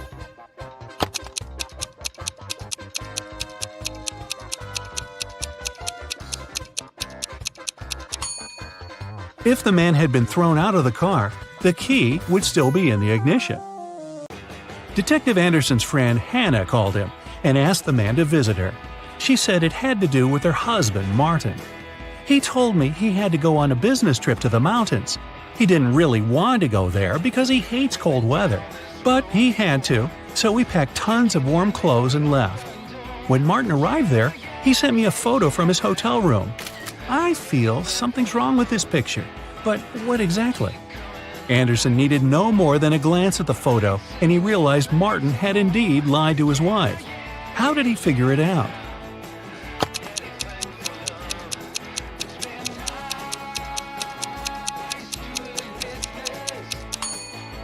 There are palm trees outside the window. Those trees don't grow in cold climates. Dana is a swimming champion, preparing for her competitions on Monday. 24 hours before the big day, she disappears. Nobody can find her, and the police suspect 3 other swimmers. Hannah says she hasn't spoken to Dana since their last practice. Ashley explains that she invited Dana for lunch on Saturday, but the missing swimmer refused because she was getting her hair done for the competition. And Melanie says that she spoke to Dana the night before. Dana told her she was feeling anxious before the race. One of the swimmers is lying. Who is it?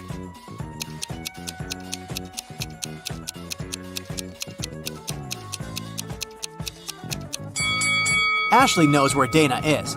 It doesn't make sense for a swimmer to have her hair done before a competition. Laura was walking home from work when she heard screams coming from a nearby house. She immediately rushed in to help.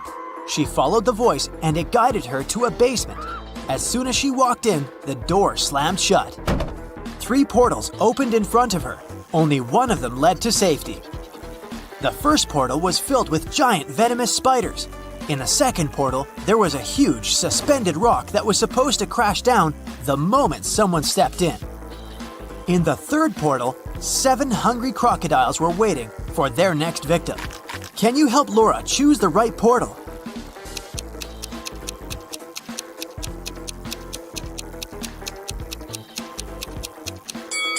Laura should pick the second portal. She can throw her shoes inside, wait for the giant stone to fall to the ground, and make her way around it. Daniel is a sailor on a large cruise ship. One day, the captain asked him to go to the hold and get some supplies. But as the man was walking down the ladder, it broke. Try as he might, he couldn't get out. Sometime later, he discovered there was a hole in the side of the ship. More and more water was getting inside through this hole. How can Daniel get out?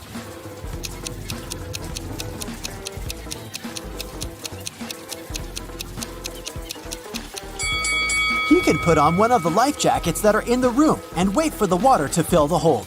This water will lift him and he'll be able to push the door open. Look at this man and 3 women attentively. Can you figure out which one of them is his real wife?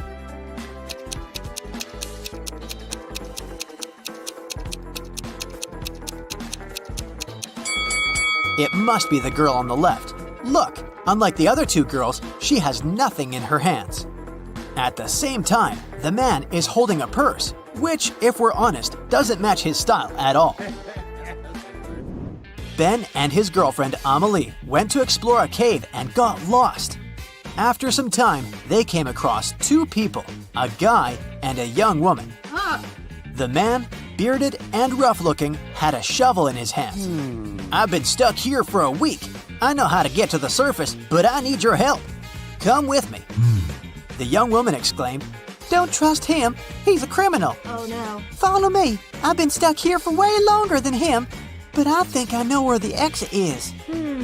Who should Ben and Amelie believe?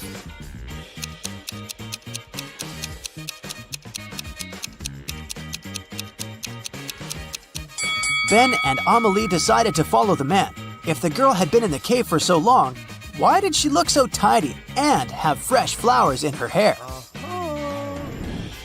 Look at this image. Can you figure out who came from the past?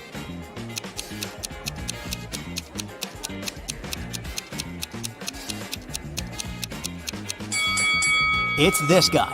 Take a closer look at his chest. He's wearing a shirt frill. Those were popular in the 19th century. How about this picture? Who's from the past?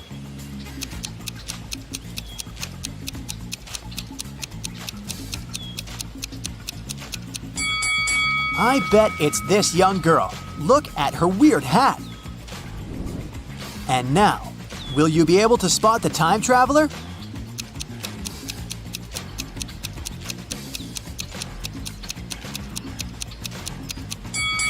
It's this lady. Have a look. She's wearing clogs. Nature photographer Lydia was out taking pictures of trees and flowers in the park. She stopped when she noticed some weird chemical smell in the air. She took photos of all 3 factories in the area. When Lydia looked at the images later, she immediately realized which factory emitted toxic gas. Can you figure it out too?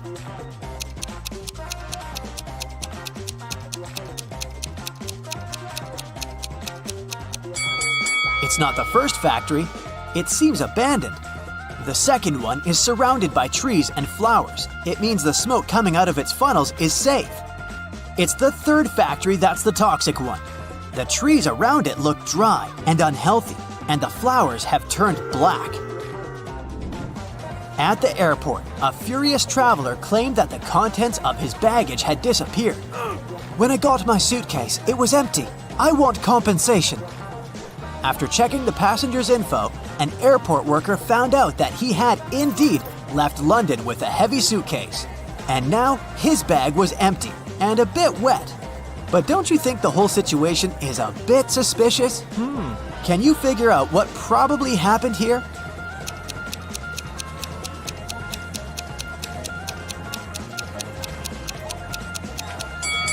The passenger left London with a suitcase full of ice. During the flight, the ice melted and the water leaked out, and the man demanded compensation for his lost belongings. Lauren cooked 10 buckets of chicken wings for a family gathering, 1 for each guest. But later, it turned out that Jimmy hadn't gotten his portion. Someone had taken 2 buckets. Is it Uncle Patrick? He looks suspicious. Or maybe it's Lauren's son, Justin.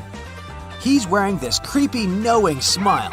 Or could Jimmy himself hide his chicken wings to get another portion? What do you think? Where are the wings?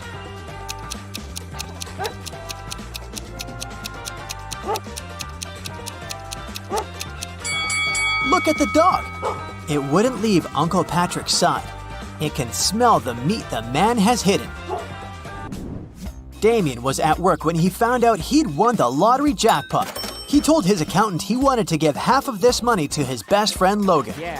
But random people started showing up in the office calling themselves Logan to deceive the accountant and get the money. Can you figure out who the real best friend is?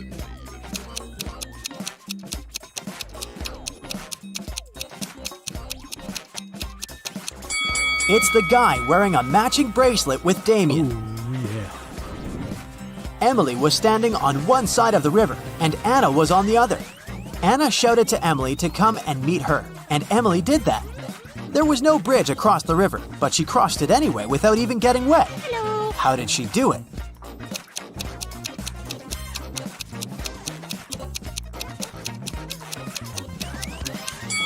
The river was frozen. 3 people were stopped at the security check in an international airport. They were suspected of smuggling different stuff out of the country. The first man was heading to a beach resort. In his suitcase, there was a lot of stuff you could use at the seaside. An umbrella, a pair of sunglasses, sunscreen, and a beach towel. The second man had a cage with 3 colorful birds and a pet carrier with a family of hamsters. He had all the necessary papers. The third man was traveling for business. In his bag, he had a suit, some documents, a toothbrush, toothpaste, and a bottle of expensive shampoo. Who's the smuggler?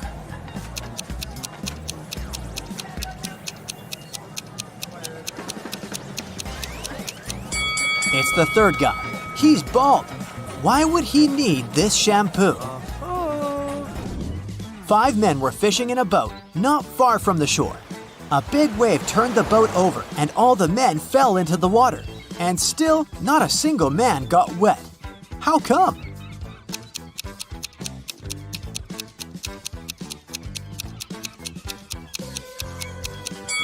All the men were happily married.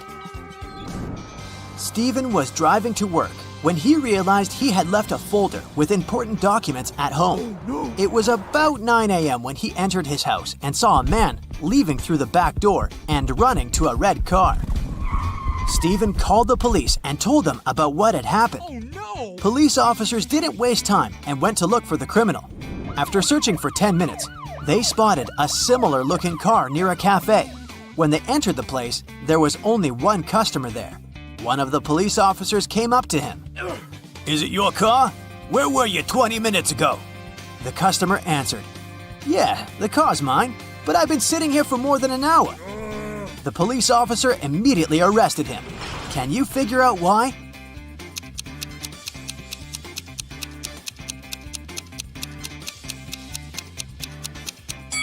The police officer noticed that the cafe only opened at 9 a.m. The guy couldn't have spent an hour there. Now, Foggy is a friendly ghost living in the attic of an old house. Every night, he goes for a refreshing walk around the house for 4 hours. Foggy doesn't like 1 month of the year because that month he gets to walk around way less than the previous months. What's the month and why?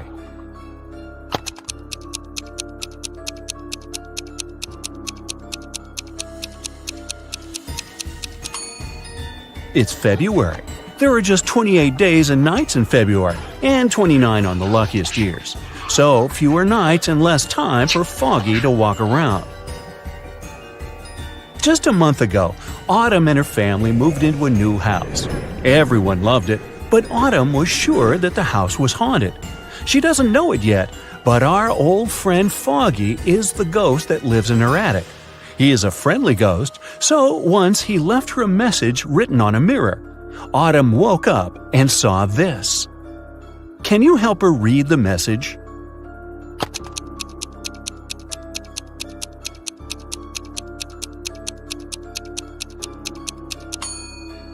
It's a code. Autumn should ignore the numbers and only look at the letters. The note says, "Do not be afraid. I am Foggy. And who are you?" Right before Halloween, when everyone was dressed up and carefree, all the creatures flooded a little town trying to blend in. Detective Callum was on duty to identify all the imposters and keep an eye on them. He has a couple of leads, and your task is to help him find all the monsters. Deal? The first one we need to find is a vampire. The vampire lives in one of these two houses. Can you tell which one?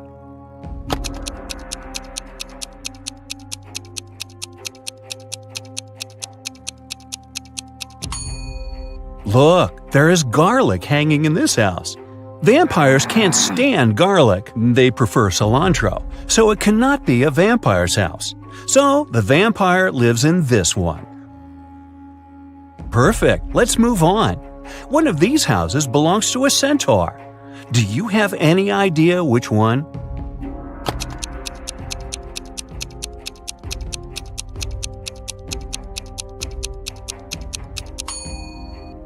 It must be this one. Pay closer attention to the path to the house. There are footprints of horse hooves. Centaurs have an upper body of a human, but a lower body of a horse, which explains the prints. The centaurs must be living here. The next one we need to track is a mummy. Take a closer look at these two apartments. Where does the mummy reside?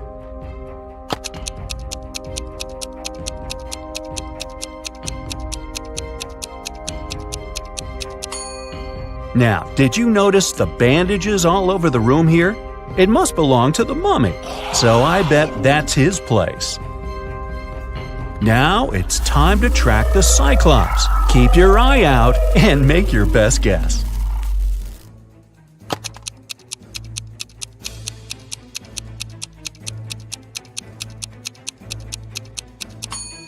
Did you notice this strange object in this room? It looks like a pair of glasses, but it only has one lens. Well, that's because it belongs to a Cyclops. They only have one eye. So that must be his place. Okay, we only have one last creature to identify, a gnome. Here are two apartments. Which one does the gnome live in?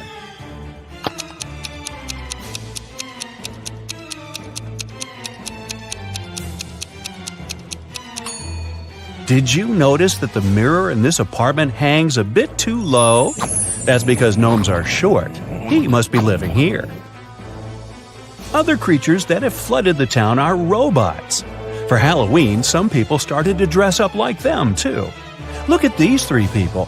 Can you find the fake robot?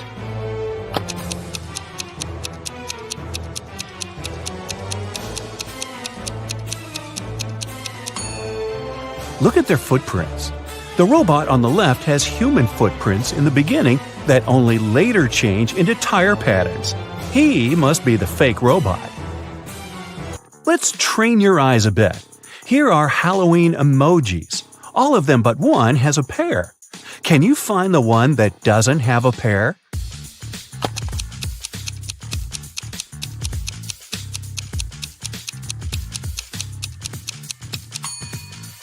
Great job! Here it is. Okay, one more time.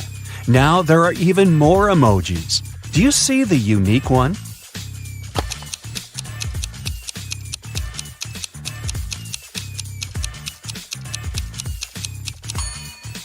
Here it is. Good! Now let's proceed. A month before Halloween, Daphne moved into a new modern house that was built in the early 2000s. It was a great house, but Daphne got it for a very low price because it was believed to be haunted. The girl didn't believe in that, so it didn't bother her one bit. On Halloween night, she returned home after midnight. When she walked into her room, she saw a ghost floating there. The ghost looked at Daphne and said, "You know what? You can't live here. It's my house.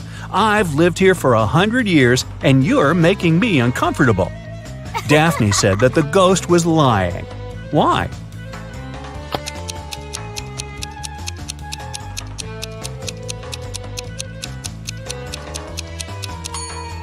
The house was built in the early 2000s, so it's barely 20 years old.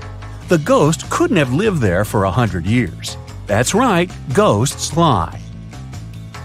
It is Halloween night, full moon, all the creepy things, but Eslyn went to an abandoned spooky house in the woods alone. As soon as she walked in, the door behind her got shut and locked. She wandered around the house and found 3 doors leading out, but they didn't seem safe. Behind the first door, there was a werewolf. Behind the second door, there was a zombie. Behind the third door, there was a ghost. Which way is safer for her to choose?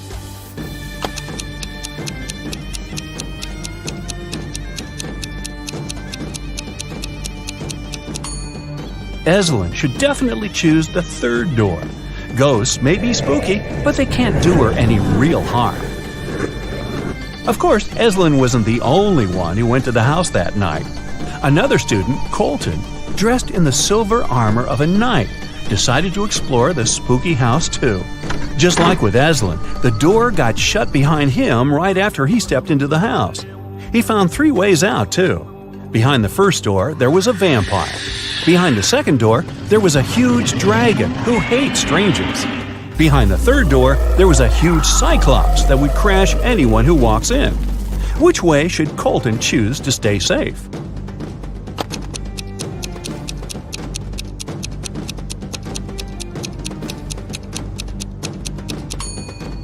Luckily for him, he is dressed as a knight in silver armor. Vampires are afraid of silver, so the first way is totally safe for Colton. On Halloween night, Kennedy wanted to spend the evening with her boyfriend, but her dad was against her dating anyone. To go around it, she lied that she was going to trick-or-treat with her friends and promised to be home by midnight. She returned at 11:30 p.m. Yet her dad got mad at her and demanded to tell him where she really was. Wow. How did he understand that Kennedy didn't go trick-or-treating?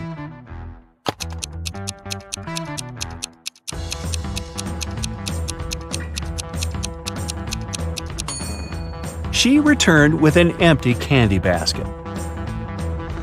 Outside of town, hidden in the woods, there is a house where a group of friends live. A mummy, a mermaid, a ghost, a werewolf, and a witch. Every Halloween, they eat candy. There are 5 creatures, but this year they only have 4 chocolate bars, and they don't know how to split them equally. Maybe you have an idea?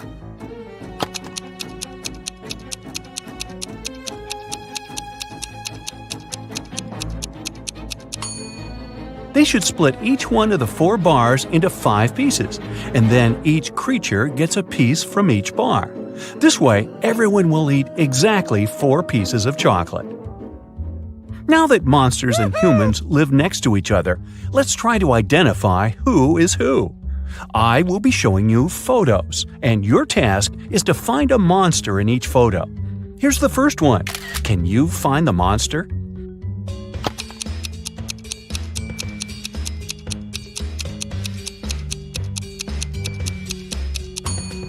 Look, this guy's skin is green. He's definitely not a human. Here is the next photo for you.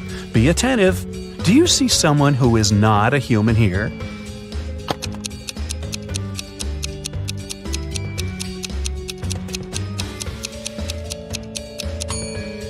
This girl in the swimming pool is a mermaid. Good job. Okay, here's one more. It's quite hard, but I believe in you. Who do you think is not a human here?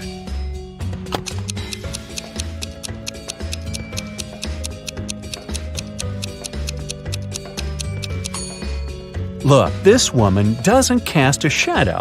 Now this is not normal for a human being, so she must be some other creature. Great job! Here's another one for you. Which one do you bet isn't a human?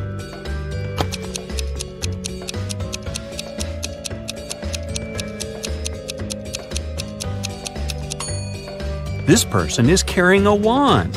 She must be a witch. This is probably the hardest one. You have to keep your eyes wide open. A photo of a local cafe. Do you see something suspicious?